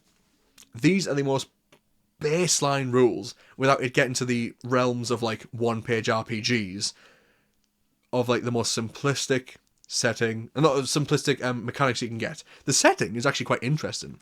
The setting is the Bastion Land, I believe. Like this game is, as the bottom there, Bastion Land, published by Free League. Absolutely love Free League. Free League is definitely my favourite publishing company that I've ever encountered. Like Darrington Press, Chaotic, what they called? Not Chaotic Neutral. Chaosium. Like, you guys are fantastic, but God, Free League just has some of the most best games under their belt. But Bastion Land is actually based on another book that, if you actually read the Bastion Land separate book, it's really cool. It's got some really cool, like, setting mechanics in there. And that does a much better job, in my opinion, than this book at representing the setting at play. But it's not really a setting-specific book, Into the Odd, in my opinion. It's kind of... I'm going to say this now. I feel like Into the Odd is a great sort of, like, idea of, like, a rules-like game that is quite artful in the very Morkborgian sense. It's got... what's it called? It's got very classical art that is just free to use. And they've took it and they've, like, modified it and drawn on it to make it weird. Again, very much like Morkborg.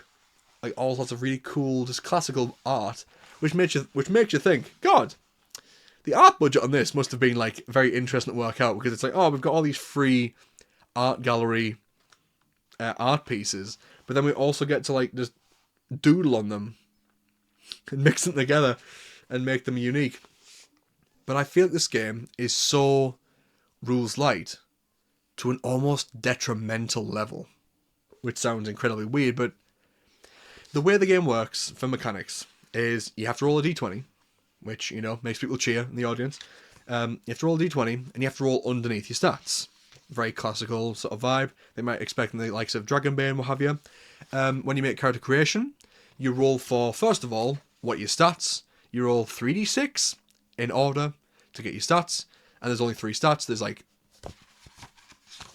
Let me find it. There's strength, dexterity, and willpower. Again, all great. Some games do this as well. I like this sort of rules-like approach. And it's one of these games where your hit points is more of your hit protection. If you take damage, it comes off your hit points first, and then any remaining damage comes off your stats, which can result in some death spiral sort of situations, because that's sort of the vibe of the game. It's not meant to be a 5e, we are superhero sort of characters, we can take a rest, and oh god, my knife wound to the heart is actually worn off now, I'm fine, don't even worry about it, guys. It's a game that really leaves you wounded by the end if you start dealing in combat. And I've seen people play it, and they never really play what's in this book. They always attach this game onto other stuff.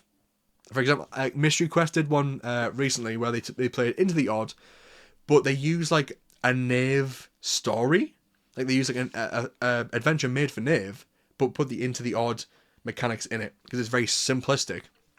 And one thing that I will say, and I don't like this, like I don't like the adventure. I say that because that's in this book. It gives a dungeon to go through, like a hex map and a dungeon. However, I just don't like what is in the dungeon. The dungeon will give you like the map. Here's the map. Very simple, very like scratchy, sort of interesting design. But it will just say stuff like, okay, cool, you're in the Golden Face. It says like there's a statue in this one, cool. But other rooms, it'll just give you, like, here's the doors to the other rooms. And it's like, what is in this dungeon? There's really not that much to work with. Which, some people go, perfect, I can make my own stuff. If you're someone that just wants to make your own stuff and pick up a game like this and just go, cool, I'm now technically playing a game and I get to sort of manipulate it how I want, perfect. Sounds perfect for you. But the content within the actual dungeon is just, here you go. He's out to get to the next room. Figure out what's in this room. Why not? I don't like that. But what I do like is that the game is absolutely chock full of sometimes absolutely hilarious tables. For example, one of my favourite, if I can find it, because it's called the Oppendium.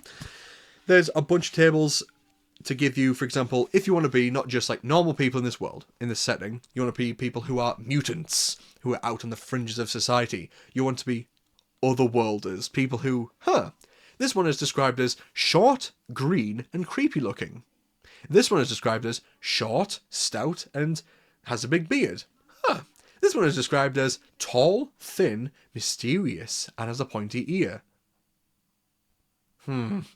These sound very familiar, but the idea behind it is, this is a industrial sort of steampunk sort of vibe, but mixed in with that world, with all the eldritch weirdness that's going on, from outside this world, intruders or people from the outside, these other worlders, they look a lot like fantasy people that you might expect in fantasy stuff. I find that really fun.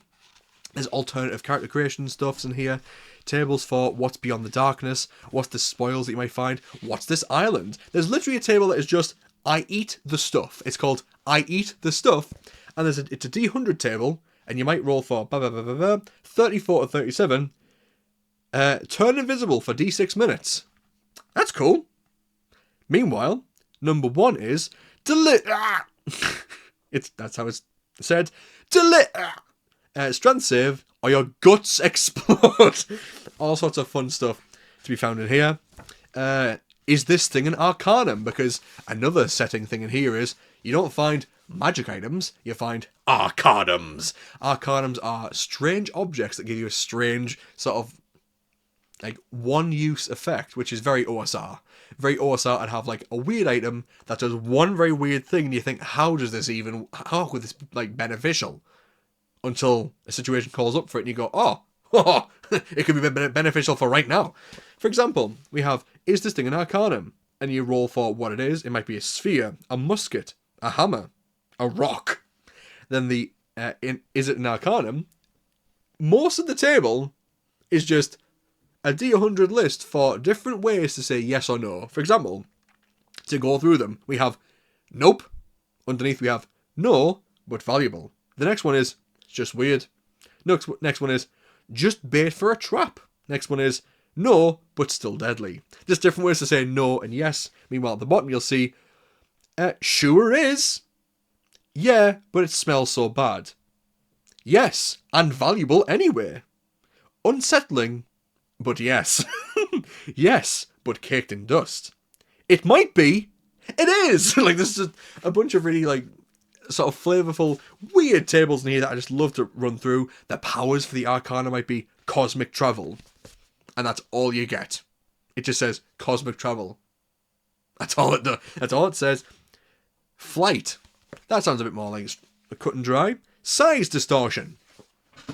What does that mean? Does the item distort in size? Do you make things distort in size? Can you shrink someone? Can you make someone have like big ears but small head and big legs? Like, what does that mean? It's just so rules light that you have to choose, which is great for if you love rules light games. That stuff is fantastic. The setting stuff, I feel, is lacking. I feel like the Bastionland book that is separate to this game is great for the setting stuff it includes in there. It's all very well detailed and all very interesting, really cool to read through. But the actual content for like this being an adventure game, like a seat to make and play through adventures, the actual dungeon stuff in here just isn't that cool. It kind of let me down, which is disappointing, but what can you do? It's a rules-like game, which is still worth your time. Super cheap, super fun. Oh, that reminds me. I absolutely want to make a short, or maybe not a video, but like a short, where I review all these games again, but just based on smell. Because this book, when it came in, it had that beautiful, delicious new book smell. And I was like, yeah, this is the good shit. Anyway, let's put that back before I eat the book in front of you. Oh my god, over here, what do we have? Well, I'm not going to show all of it. I've got Grim Hollow.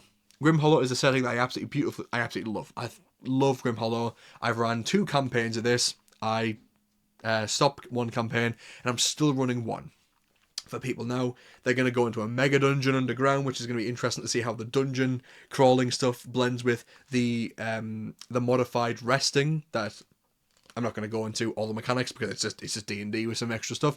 If you like Grim Hollow, if you like dark fantasy stuff, you'll love Grim Hollow. If you've never heard of it, check it out. There's some great stuff on there. Ghostfire Gaming did a great thing. There's even a Ghostfire Gaming YouTube channel, which you can check out, which gives you some fantastic ways and fantastic ideas if you're on your own Grim Hollow campaign. What I will say about that, though, they'll never watch this, so why not? The Ghostfire channel, they made a video talking about, like, if you're going to start off in Astoria, which I love Astoria. It's full of vampires. How can I not love Astoria? If you're going to start in that region of the map, then the actual story, what are you going to do? Well, here's an idea presented in this YouTube video. You're going to go around this one city, and you're going to do some quests for each district to try and turn the people against the vampires, or help the vampires sort of subdue hope and keep everyone in the straight and narrow, even if they're oppressed. So with that in mind, I ran that session, and my god, maybe it was just my players, and I'll keep wondering this forever, but the execution for that whole idea, it just did not blend with my group. So if you are people who love to have swashbuckling adventures, be careful how you introduce Grim Hollow, because if your players love swashbuckling adventures, then they might not like the sort of muted tone, grim dark survival horror aspect of the Grim Hollow stuff. So yeah, anyway, not going to spend too long because it's a D&D expansion book, one that I happen to love. The next books on here, again, I'm going to include everything. These were gifts given to me. We have the Roll and Play books, one for if you have players and you want to have more ideas for player. If you're a fighter, you want more ideas. You want to backstories, where your power comes from, why did you become an adventurer, well-balanced weapons, humble trinkets, if you're a paladin, a holy knight, your origins and goals, your holy symbols, variant trinkets, ooh, smite manifestations. I like this kind of stuff, where if you're like, okay, cool, you use divine smite, how much damage do you do? Nah, never mind that. Smite manifestations, you can have your weapon ignites with purifying and holy white fire. Seems pretty logistical. Or 16. The area of their body you hit turns to liquid and ripples before finding its form again. So you just you eldritchly distort their body for a second. Maybe you are overcharged by holy magic and blasted into your foe from your chest. So you don't even hit them. You just go ching, arc reacted them. Yeah, there's a lot of cool ideas in here if you want to change how your character sort of manifests at the table and looks and appears. And who can forget? Well, I can't forget because I use it every session. This boy, the Roll and Play for the GMs. It gives you a load of fun ideas for tavern interiors, encounters that you find on the road, magic items, anything that you can think of what you might need to run a game, you will find in this book.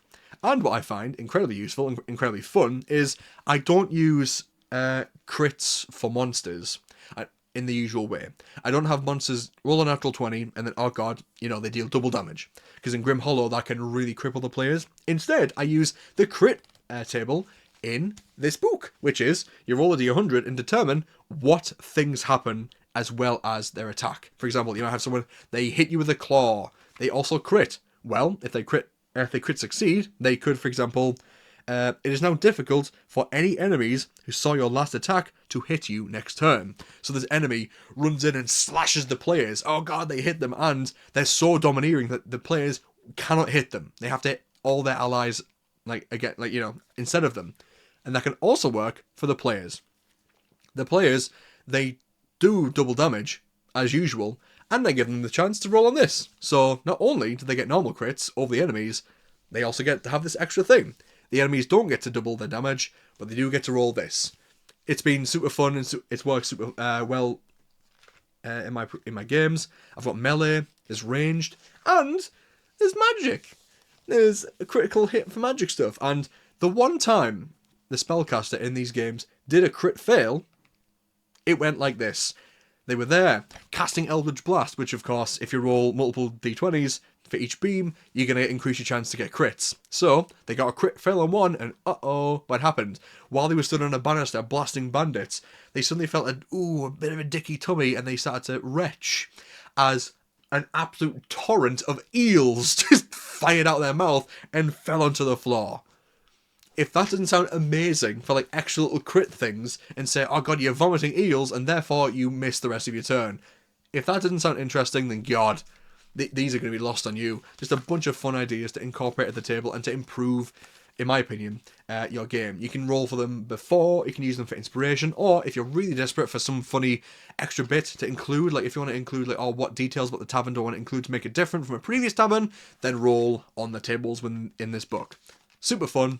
I recommend these boys. They got massively backed. The Patreon, god, look at this page here.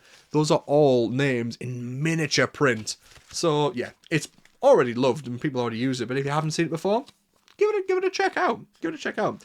The players one is much more thick than the GM one. That's because there's 12 classes and there's a bunch of options for all those classes, and it even includes stuff for Bloodhunters as well. It includes, that class that Matt Mercer made. So yeah, lots of fun to include in there. Next book. Let's just pull them all out. Hell yeah. Groton. Oh, can you even see that? It's still in the plastic. I keep it in the plastic because I want to keep it nice and pristine. So Groton, I've covered in my channel before. It's got its own video, so I won't go into too much detail. Groton is a wonderful little solo RPG. It's not perfect. Like, if someone was to sit there and go, yes, the quality of this game as an artistic art form, well, let me tell you, it's very artfully made. It's made by Sons of Naught Games, who've made some great stuff in the past, which I recommend go check out now. Sons of Naught Games. They've made Obscure, which I'll talk about in a sec. They've made a Morkborg expansion pack, which is more like bayous and swamp based, which is really cool. And they made Groton, which was I believe like a zine. They made a zine, which was Groton, and it got really popular. It was great, and it deservedly so. It's based on Legend of Zelda dungeon crawling, which is great. Every time you enter a place, you have these little tiles, and you put the tile down, and then you have like 3 ways to go, and you have to choose which way am I going to go. And they have each tile has a door in it. And if you go, I'm going to move through here, you flip the tile, and boom, there's the new, there's the new room that you're in. And it could be somewhere with 3 exits, it could be somewhere with 2, or it could be somewhere with 1 exit, it's like a straight. You can have rooms and corridors, and depending on whether it's a room and a corridor, it determines whether or not, when you roll the d20 to see what's in this room, whether you get to fight a boss. And bosses and boss fighting is the main aim of the game. Your character can level up as they go. If they fight, I think, 5 different monsters, they level up. And if they beat a boss, they level up. And if they level up, they can buy items from the equipment list. They can sell items on there to get more money. And, it's so fun to just go through. I've played, actually, a couple of games just on my own, because this is a solo RPG. It's a solo RPG dungeon crawling. So if you want some dungeon crawling at home, this is great. I sat down with a drink and just played it on my desk. Moved my computer to one side, played it on my desk, and wow, it was just such a lot of fun. And I've also run it with friends, because you can play it as a GM with players in it, and that was super fun too. They all went down. One person made a player character that has become so iconic that it now is featured in basically every TTRPG we play. Their character, Jaundice, and he was just a guy who was super super prissy, but was an awesome fighter, and he had a horrible comb over, because this is inspired by the Morkborg setting. It's very similar to Morkborg. You could take any characters from the Morkborg books and put them in this. You could use this for any of these books. What, you're playing Death in Space? Well, why not? Be like, hey, let's adapt everything in here to be more sci-fi. You want to do Morkborg? No need to look at whatever dungeon crawlings you can find online. just pick up Groton, and you can even roll for all the stuff and apply the dungeon beforehand, and then transcribe it like into a different method. God damn, such a great dungeon crawl sort of stuff here. And I would get out the plastic, but again, I love it. I'm going to keep it in there. So by memory, there is a bunch of different types of rooms that you can find. Stuff that have encounters in there, stuff that have NPCs and merchants in there, some have combats in there against different creatures, and each one of these different options has a D66 table, so that's 36 results in each one, and it gives you everything you need. Their HP if it's a monster, their HP if it's a merchant, you're going to turn on them and attack them. They have what the creature wants, extra abilities that they have. It's got all the stuff that you need to play on your own, to play with friends, and when I say play on your own, I mean it's streamlined so you don't have to question, what does this ability mean? All the stuff is laid out for you to have a fun time alone or with friends. Great time. Groton. Moving on to another Sons of Norse game, we have Obscure, which is, again, not to go on too much because I definitely want to make a video about this game at a later date. Obscure is a horror game that is very different from the sort of Call of Cthulhu-esque vibes, but is a horror game at its heart. It's great. One mechanic that it has that I love is that it has effort points. I believe that's what they're called. I might have got that wrong. I'm very sorry if I have. But the points there, they're basically your HP and what you sacrifice in order to try and succeed again.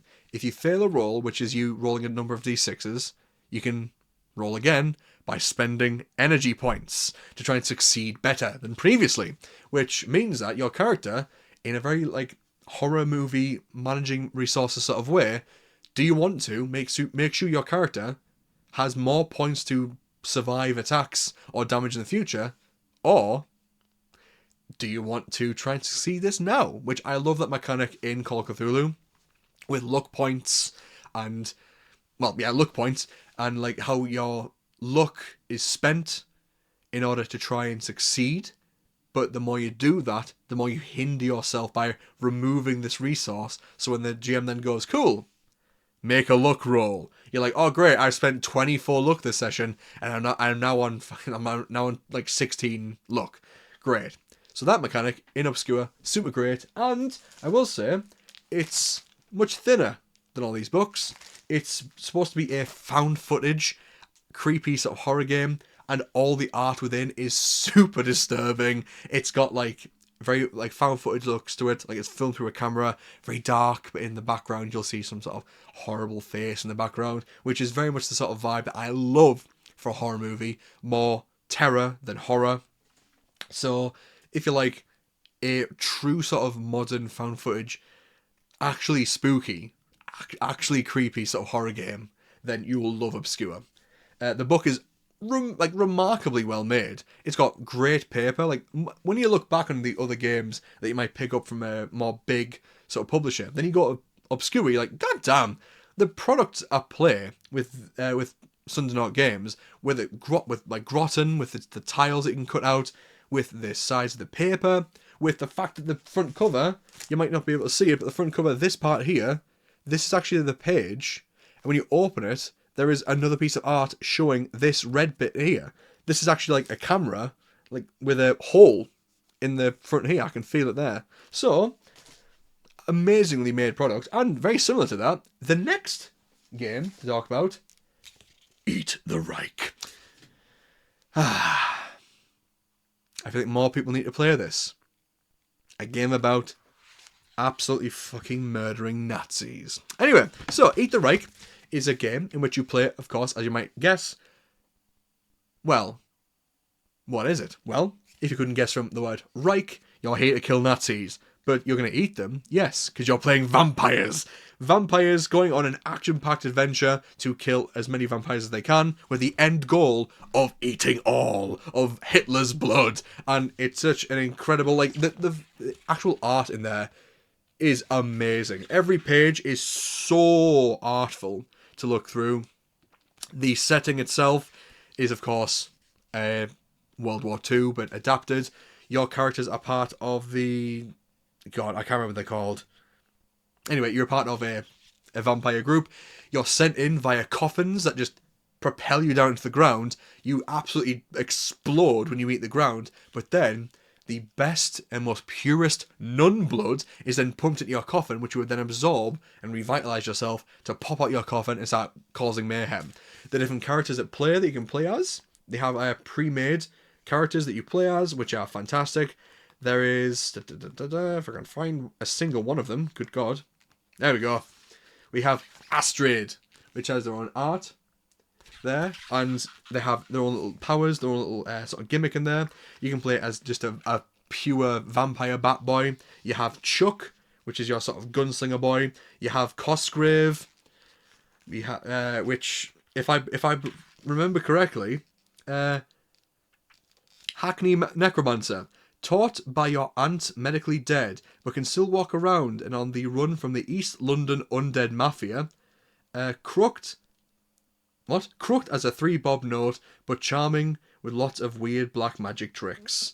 And is considered like the 3rd best necromancer in all of London. There's just some like wacky stuff going on here. Really fun. The art is fantastic. It's got some texturing on every single page as well.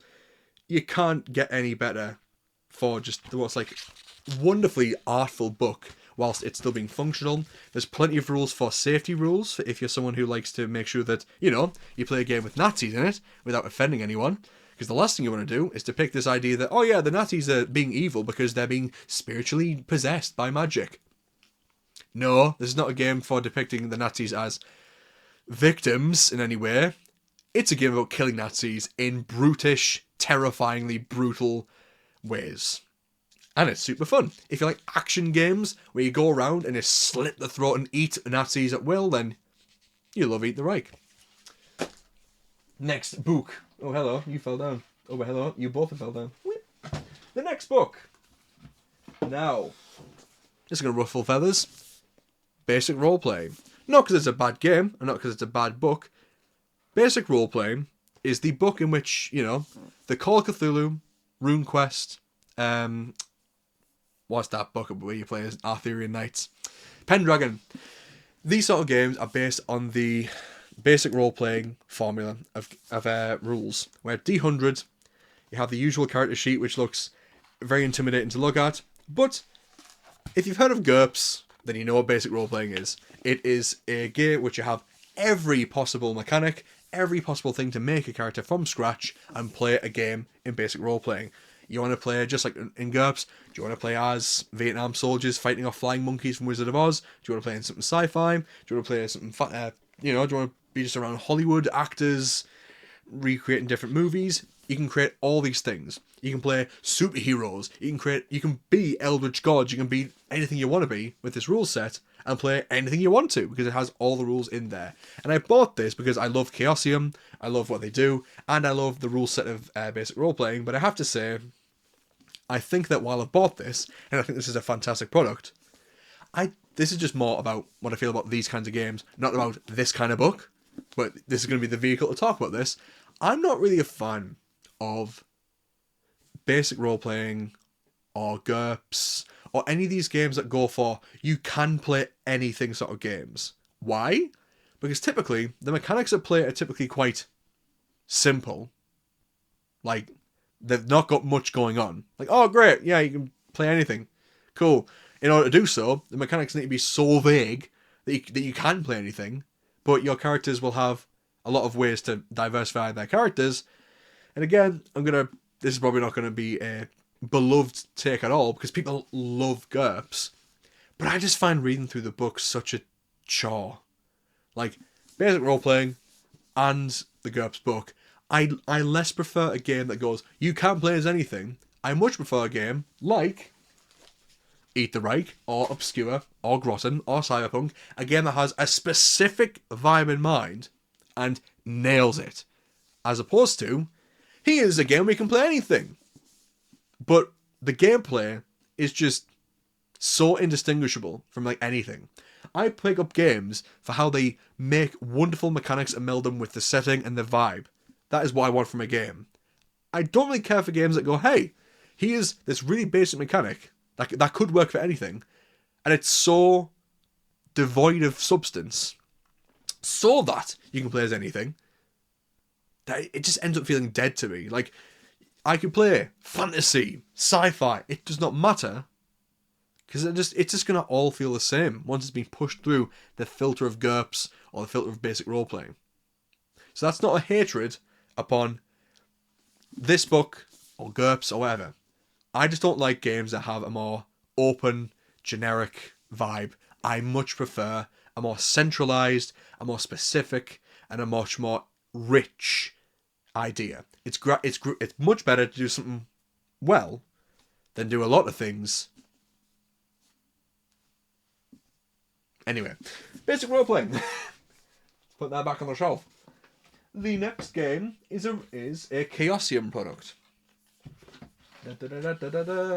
Rune Quest. Glorantha? I can't remember what it's called. Glorantha. It's a game that I can probably see me never running a game of. Not because I hate the game, but because I feel that if I was to introduce this to someone, they would be like, oh, because the game is so well realised. In comparison to basic roleplay, where it says, or GURPS, where it's like, you can be anything, you can do anything.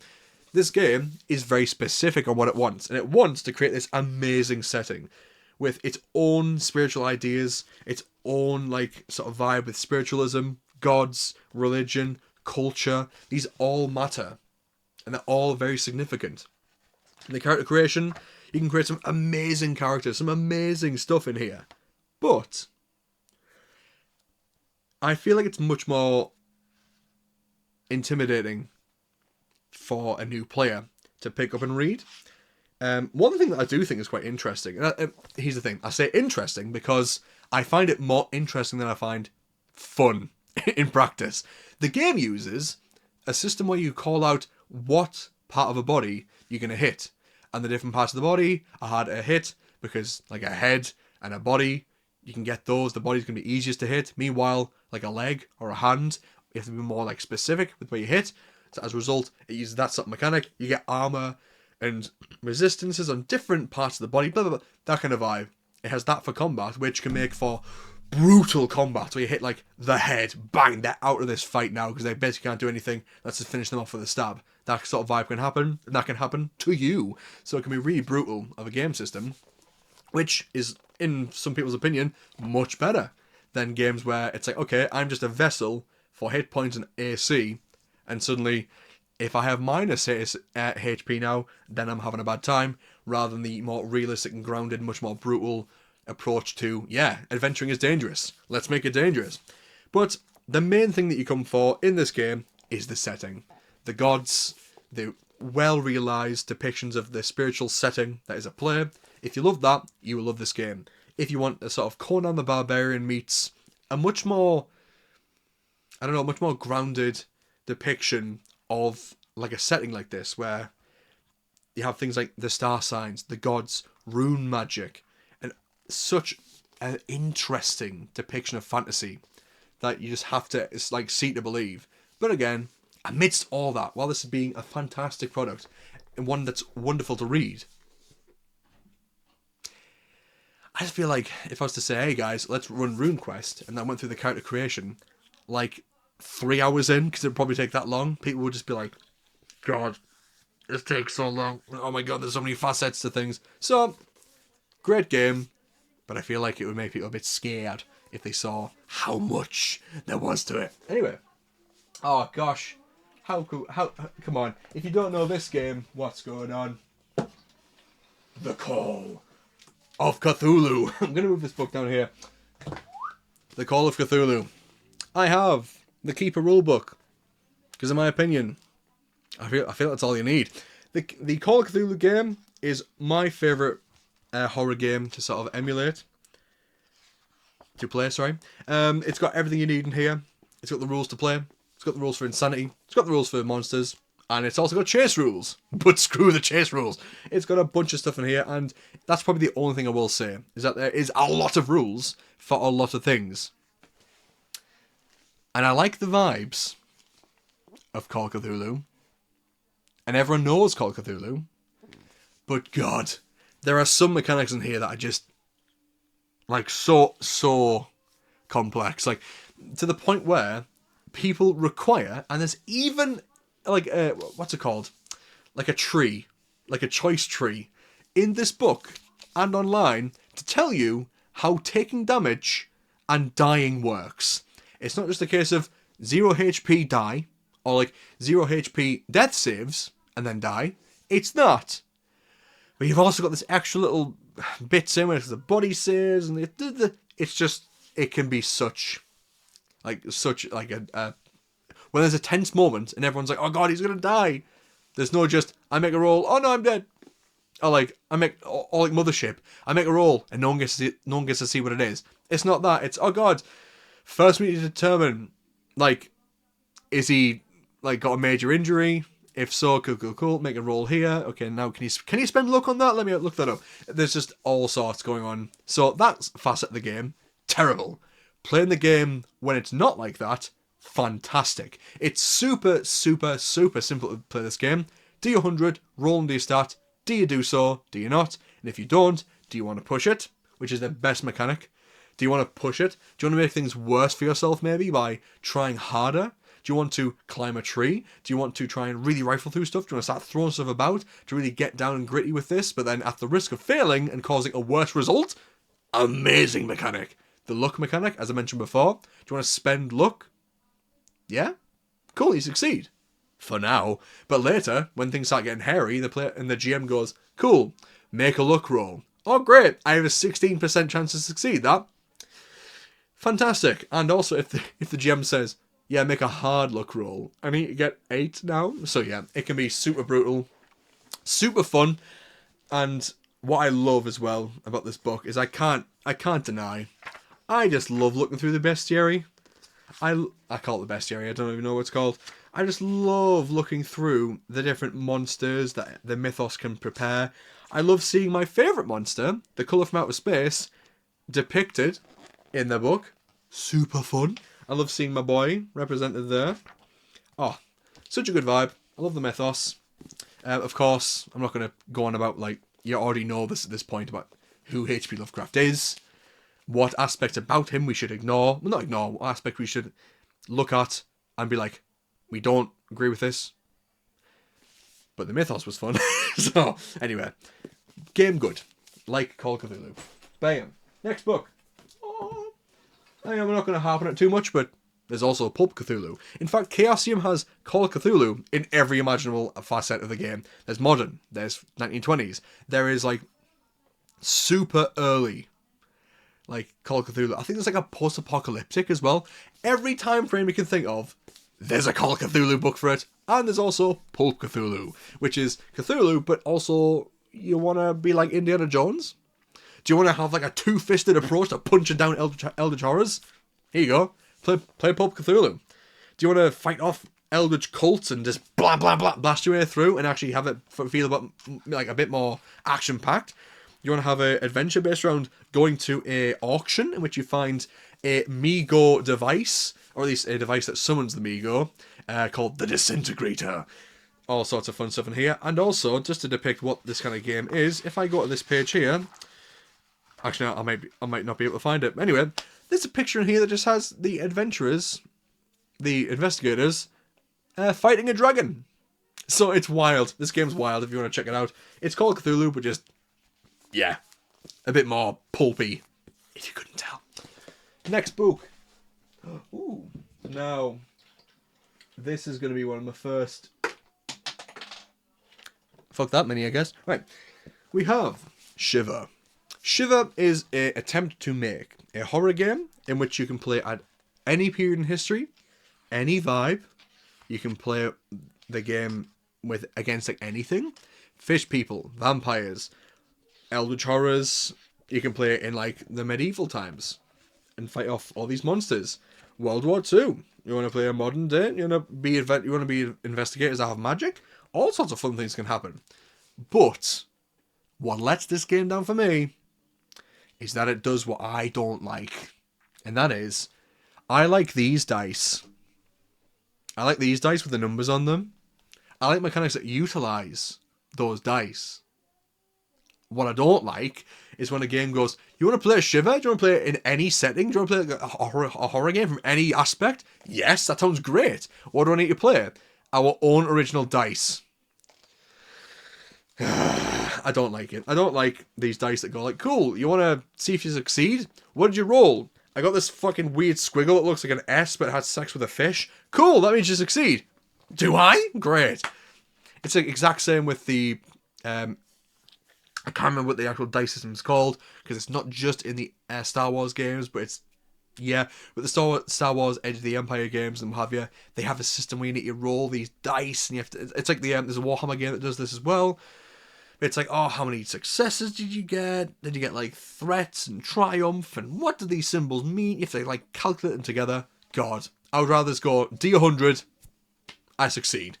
I can actually work with that, and I don't have to sit there and puzzle over, how does this weird mechanic at play work when I'm trying to be engrossed in, like, a horror scenario. It's hard to get invested in horror when the mechanics are fighting against you, and you're like, my brain knows what numbers are. And I can work with numbers. I don't know what your weird little arcane symbols are. Only if I've played this game for ages. And I would definitely get turned off after session 1 if everyone sat there going, actually, I think that's a success because you got like 3 of the weird little green symbols. And you only got like 2 of the red ones. So I think it's actually a success. God. Anyway. Shiver, conceptually, fantastic. Execution, and the usage of like, yeah, you know, like these weird little symbols for dice rolling. I don't like. Next book. Oh, here we go. He's a bit more positive. Vaesen. Vaesen is made by the same peoples who, if you couldn't tell from the art, who made Dragonbane. Dragonbane, of course. Free League Publishing. My boys absolutely love Free League Publishing. It is a big old thick tome of a book. And that's because the paper is genuinely lovely to turn the pages of. Again, the same as Dragonbane. This lovely crisp paper in there. And the vibe at play is not generic horror or eldritch horror, whatever it is. The horror at play here is a very unique brand of horror. It's a Nordic horror role-playing game. The things you'll be combating will be things like ghosts, depicted as such. Maybe even giants or fairies. The brook horse. The ash tree wife. All these different, like, Nordic creatures. The giants look fantastic. Just so many cool monsters. And the art, wonderful. The character creation process is amazing. I love the vibe. The concept at play is that your characters are people who have the ability to see these creatures that no one else can see. While everyone else is suffering under the hands of these creatures, as we'd expect from our normal history, because you know how in normal history we have people who go, oh my god, something went wrong, it must have been a monster, before we started going, like, actually no, what scientifically happened. In this book, it's like, oh my god, I've got bad luck, must be a monster, and you're there going, no, guys, it's okay. It definitely is a monster, and you can get, like, but you can see there's a mermaid who's dragging people down the lake. That sort of vibe. And with that in tow, your characters are these like special Spiderwhip Chronicles, I Can See the Fairies sort of characters, but you get to roll for your personality, your age. You get different callings and classes and skills and physiques and mementos, resources, conditions and lifespans and archetypes. You want to play an academic or a doctor? Or do you want to play the amazingly depicted, if I can find him, look at the officer, look at this absolute Chad, look at this boy, you want to play him, I want to play him. Or do you want to play a priest? Do you want to play a priest that's apparently with the Catholic faith, who's Catholic, it's telling, the Catholic faith, who's like, oh my god, I love God and all that stuff, but also there's a fairy. So, or do you want to play a servant? That can create some really fun ideas at the table, where one person's like a royal noble, and someone's like, well, Jeffrey, I have brought your drinks, and also there's a fucking giant over there. So, all sorts of fun things can happen at play. But amidst all this, and amidst the wonderful mechanics, simple, and it's a roll under sort of mechanic, so very simple, no symbols at play. Simple mechanics, really fun character creation.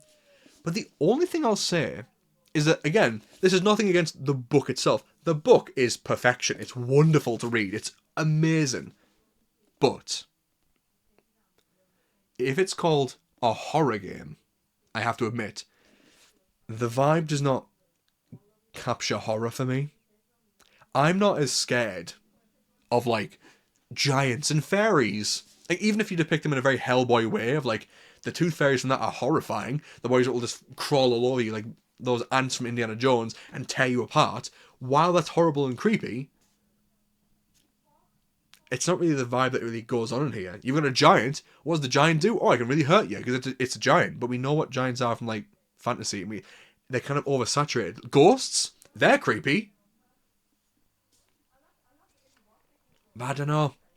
I think an actual ghost is less creepy than if you were to say, oh, there's a ghost in like Call of Cthulhu. Because it's like, are the undead real? Is it a cosmic entity? Like, why are there ghosts? What is happening with this? Like, there must be something strange going on. But for your characters to be like, oh, we're part of a society or a people that knows about these creatures that exist, and not only that, but they're things like giants and ghosts and fairies and mermaids and shit, and it's like, oh, that doesn't feel that scary to me. So I don't feel like the concept I play is particularly scary. I'm more scared of eldritch and unknown stuff, which you can't really get, even if it's like a unique adaptation on an existing thing that is so prevalent in culture and fantasy. So as a result, as a horror game, I don't find it that scary. As a game, fantastic. Really worth your money to have a look through. If you do think all that stuff sounds pretty scary and pretty spooky, I mean, look at the front cover of that guy. He looks like not someone you want to lend your keys to. Yeah, you'll love this game. But I'm just not that spooky scared of you. Anyway, last book. In fact, I'm gonna leave it there on the shelf. Do you see it? Daggerheart. I'm not going to push through all my minis again to get to Daggerheart. Daggerheart is made by Darrington Press. It is a fantasy game. It was made by the peoples who, Critical Role. And I have to say, my final consensus about Daggerheart, because I want to make sure that I was well informed before I approach a game like this. And I might even make a separate video about Daggerheart. Daggerheart makes me feel empty. What does that mean? It's a feeling that I've had ever since I picked up the book. It has fantastic art. It has like really cool interior. It's clear. It has unique mechanics at play regarding what enemies are on the field, how initiative is. But all of these things to me have a drawback, or at least they have like a feeling in my mind that I just don't like. For example, when I made a video previously talking about how different ways to handle wealth worked, a bunch of people were like, your idea that like you don't have tangible money that you can count. It's more like you have handfuls and levels of wealth, like handfuls, chestfuls, like shipfuls, housefuls of wealth, and just hoardfuls of wealth. While that sounds simple, what can end up happening is, you know how in Critical Role, there's like super popular characters like Victor the Black Powder Merchant and Pumat Soul? You know how those guys are shopkeepers? If you want to have that same sort of vibe, you need to also say, in the scene in which you're role-playing out with your players, hi there, I'm Pumat Soul. Great impression, I know, thank you. I'm Pumat Soul. You want that sword? That'll be a handful of gold. Who says that? That sentence for me just draws me out. What do you mean a handful? What business is this where you don't specify how much money is at play? So all those people that said handfuls is weird, I fully agree with you now. Yeah, I think I don't like that wealth mechanic. And another thing that really grinds my gears, now that I read it more, is there's a lot of this consensus about like, like make games what you want. It's a game. Make the game whatever you want. Like, don't even worry about like how the rules are presented. Blah, blah, blah. Like, just do whatever is fun for you. Do you know what is fun for me? When the game itself wants me to have fun. It goes, hey, here's the rules, go with it. The boundaries at play that I've given you give the chance for fun to emerge because you have to work around them. So with that being said, the way that initiative works in this game is, if your players are fighting in the field, they will go and they will decide who's going to take an action. And then, if they roll and they fail, or at least not, if they roll but then the two dice that you roll, if the bad dice rolls higher, then the enemy gets to act after you. Cool, there we go. That means between these two dice, there's a 50-50 chance that the enemy will get to then go. But then there are abilities at play that mess with that dice so that you can make sure that you keep the initiative on the player's side. So that means that, hang on, as opposed to like everyone, like for example, initiatives that'll go, everyone gets a turn, death in space. Even if you guys choose to go all at the same time, the enemies then get to go all at the same time. Even if you have rolled for initiatives like D&D, then everyone gets a turn, everyone gets to act. Meanwhile, Daggerheart, it says, hey, all the people on the field, it's basically about what the players are doing. If you guys roll, and 50-50 chance RNGs smiles upon you, there is a chance that somehow you will never roll the bad dice to go up and be the highest one, resulting in the players always taking action, and the enemies are stood there going, while you kill them. That is entirely possible to happen. So what is the solution to this? Well, okay, so there are points that the GM can get, which people have pointed out in other videos. I'm not going to go and reinstate it. These points that the players can get, which like fear points, they kind of feel combative. Like a lot of people look at these points and go like, unlike, you know, like a Power by the Apocalypse game where if you roll a certain thing, then the GM has to present this result. If you take too long, you present this result. Meanwhile, Daggerheart goes, hey, you rolled weirdly, and I've got these points. Cool. The points will lay out how to mess with the players, which doesn't sound that bad. But what it also means is the player can use those. No, the GM can use those to have the enemy take a turn. But if they don't have any of those points, which is entirely possible that might happen, then what? The enemies just don't get to act in this combat? Yeah, it's entirely possible. Except, for those that are screaming at me through the screen going, no, that's not how it works, there's another facet at play. While all that's true, if the GM is sat there going, the enemies haven't acted, I'll just have them act. This game is one where it goes, you can play in any setting, any world, anything, you make your own world, here's all the resources to make your own stuff. The initiative system, and a bunch of systems just like this, will just basically go like, here's how it works. But if you want to change it, scrap all this. Why is the book that thick? Why is the book that thick, all your cards and stuff, if you're just going to go, here's a mechanic, but don't use it if you don't want to. If the initiative at play is, if the players roll like this, and I don't have any points to make the enemies act, the GM can just go like, I'll just make them act now. It literally says that that's how the enemies act, or the GM can say, it makes sense for them to act now. When does that end? So that means fun at the table is completely reliant on how much the GM can determine that it makes sense for fun to happen now, or it makes sense for things to happen now. It's entirely asking the GM to go, you decide. You choose when this means right, when this is the right thing to do, when you put this order on the players. It's just, yeah. So with that in mind, and the mechanics just basically going like, do whatever you want. And accompanied with, there not being like a tangible setting. It's just going like, there are spider people, and fairy people, and monkey people everywhere, and there's just like humans and elves and moths, and like also there's all these people around the world. They can be anything. It's just like whatever you want. Here's some settings to play in. He's a dark fantasy one. He's a techie one. He is a Wild West one. Do whatever you want. Hey, we're gonna make a, what's it called? We're gonna make a game where we advertise. What's that game they made? The video game, not Masks. What was it called? You know what I mean? The video game they made that got really popular. The Choices Matter sort of superhero game. Let's advertise that by playing Daggerheart, which is a fantasy game, but just bend all the rules so that it's technically like, oh, actually, yeah, it's superheroes. So what you've done is, after saying what I said earlier about games that I don't do like for this purpose, what you did was take a fantasy game and gone, hey, you can make it whatever you want. Just like GURPS and basic roleplay. You've took what I like, which is fantasy, and you've took what I don't like, which is taking whatever you want and going, hey, it can be anything. We did all this work so that you can do work too. Like, why?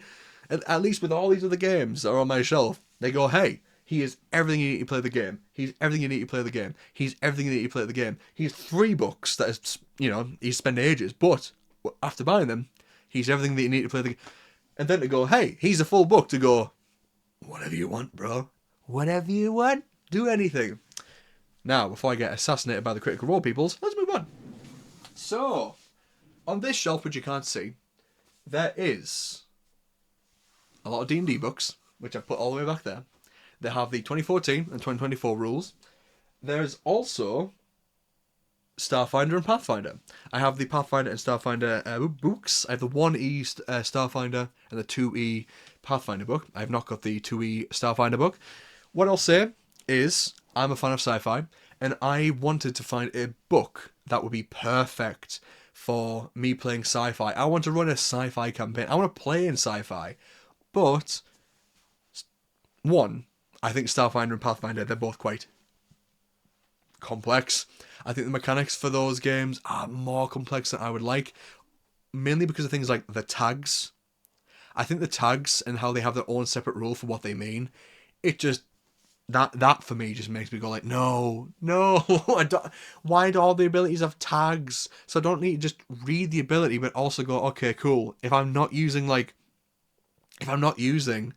Nethys, or whatever it's called, if I'm not using the actual like online thing to click and see what it does, then I need to find it in the book, and God, like I just don't want that for my like ttrpg experience.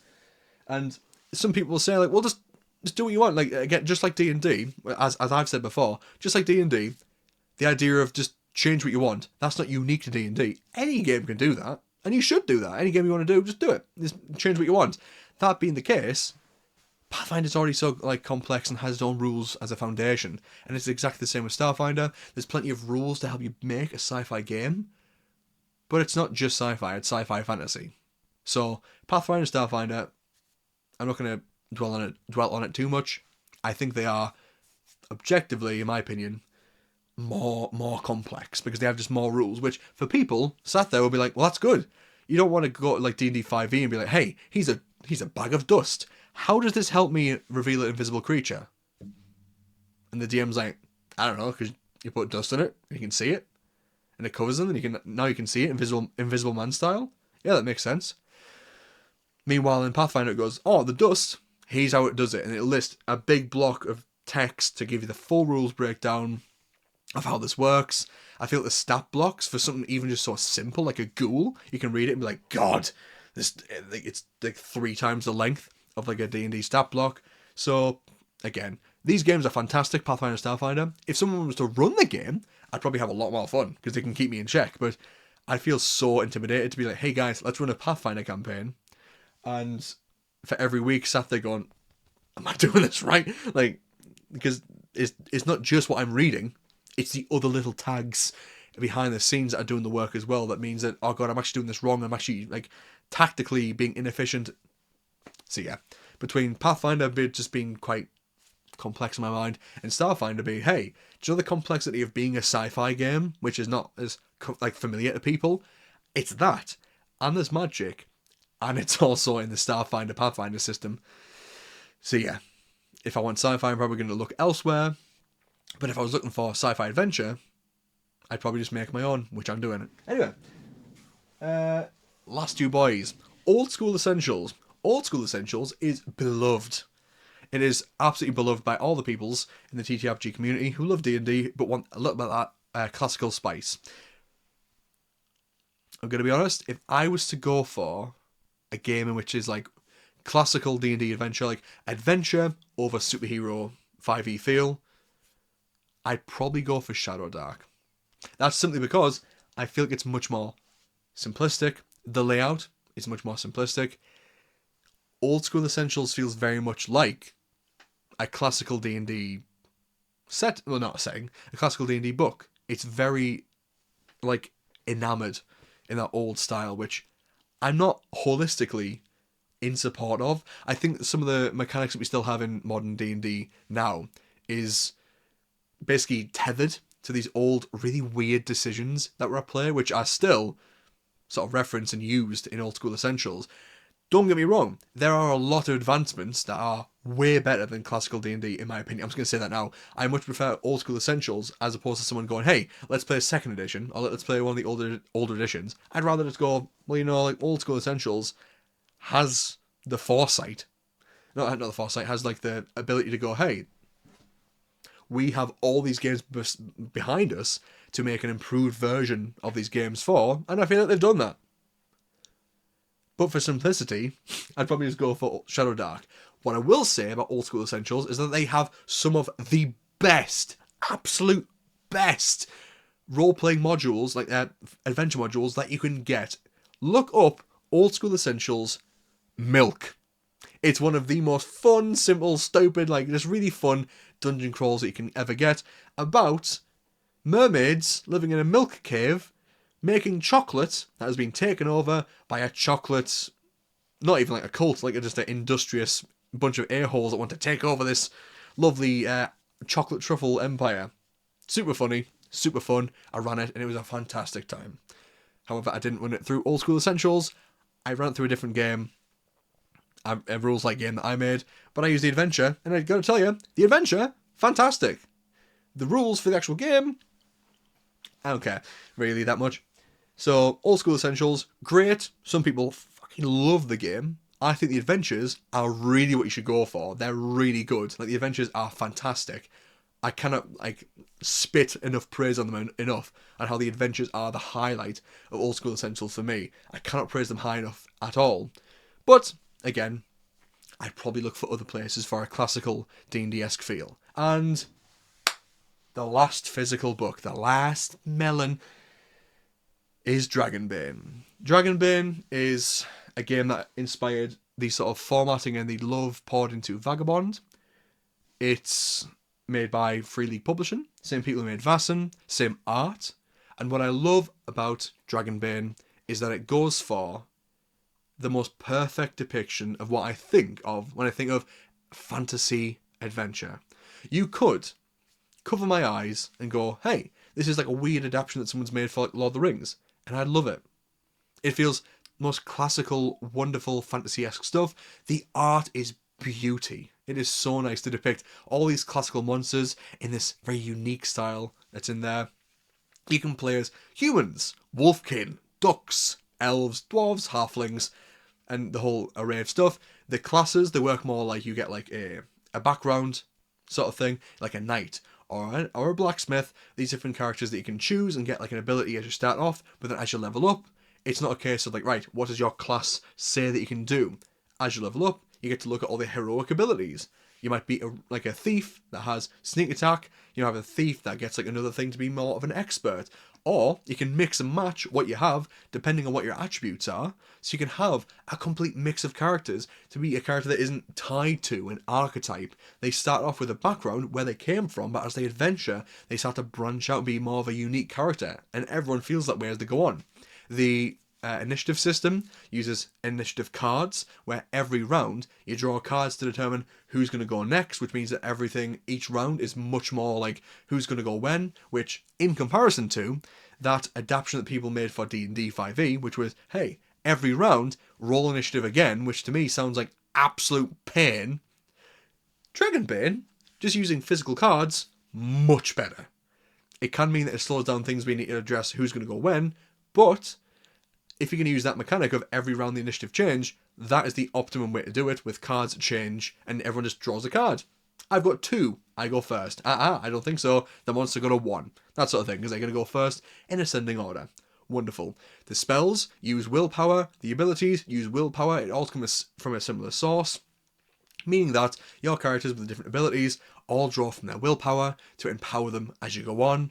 The way that hit points work is very reasonable. The way that the conditions work, there's only 4 of them, and they basically go, hey, these are the things that you need to play the game, these attributes and skills, so regardless of whether you're being knocked down your ass or whatever, are you scared? Are you angry? Because those things will affect the actual rolls, the mechanics. The mechanics affect the mechanics, as opposed to all these little different, oh, I'm prone, restrained, grappled, all this stuff.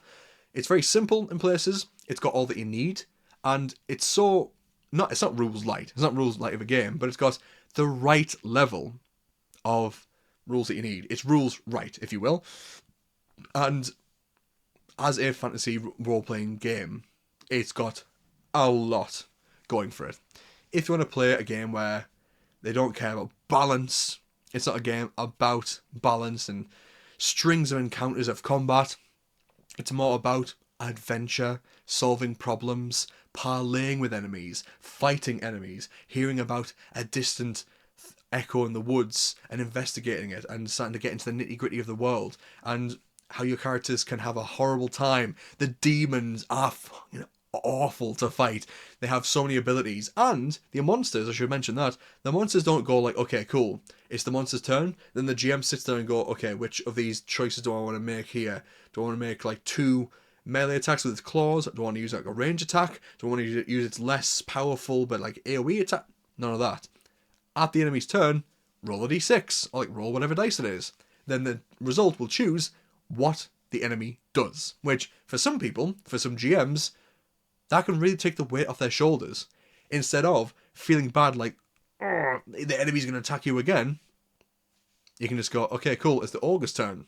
Oh, cool, he's going to throw up on you, or he's going to hit you, or he's going to slam you at the ground. All these things that the dice choose for you. I think that, not Forbidden Lands. Is it Forbidden Lands? I think Forbidden Lands does the exact same thing, where you roll to determine what happens. So the GM can choose his enemies and just go, look, a cool troll, a dragon, and then roleplay them in the combat, and then just go, okay, cool.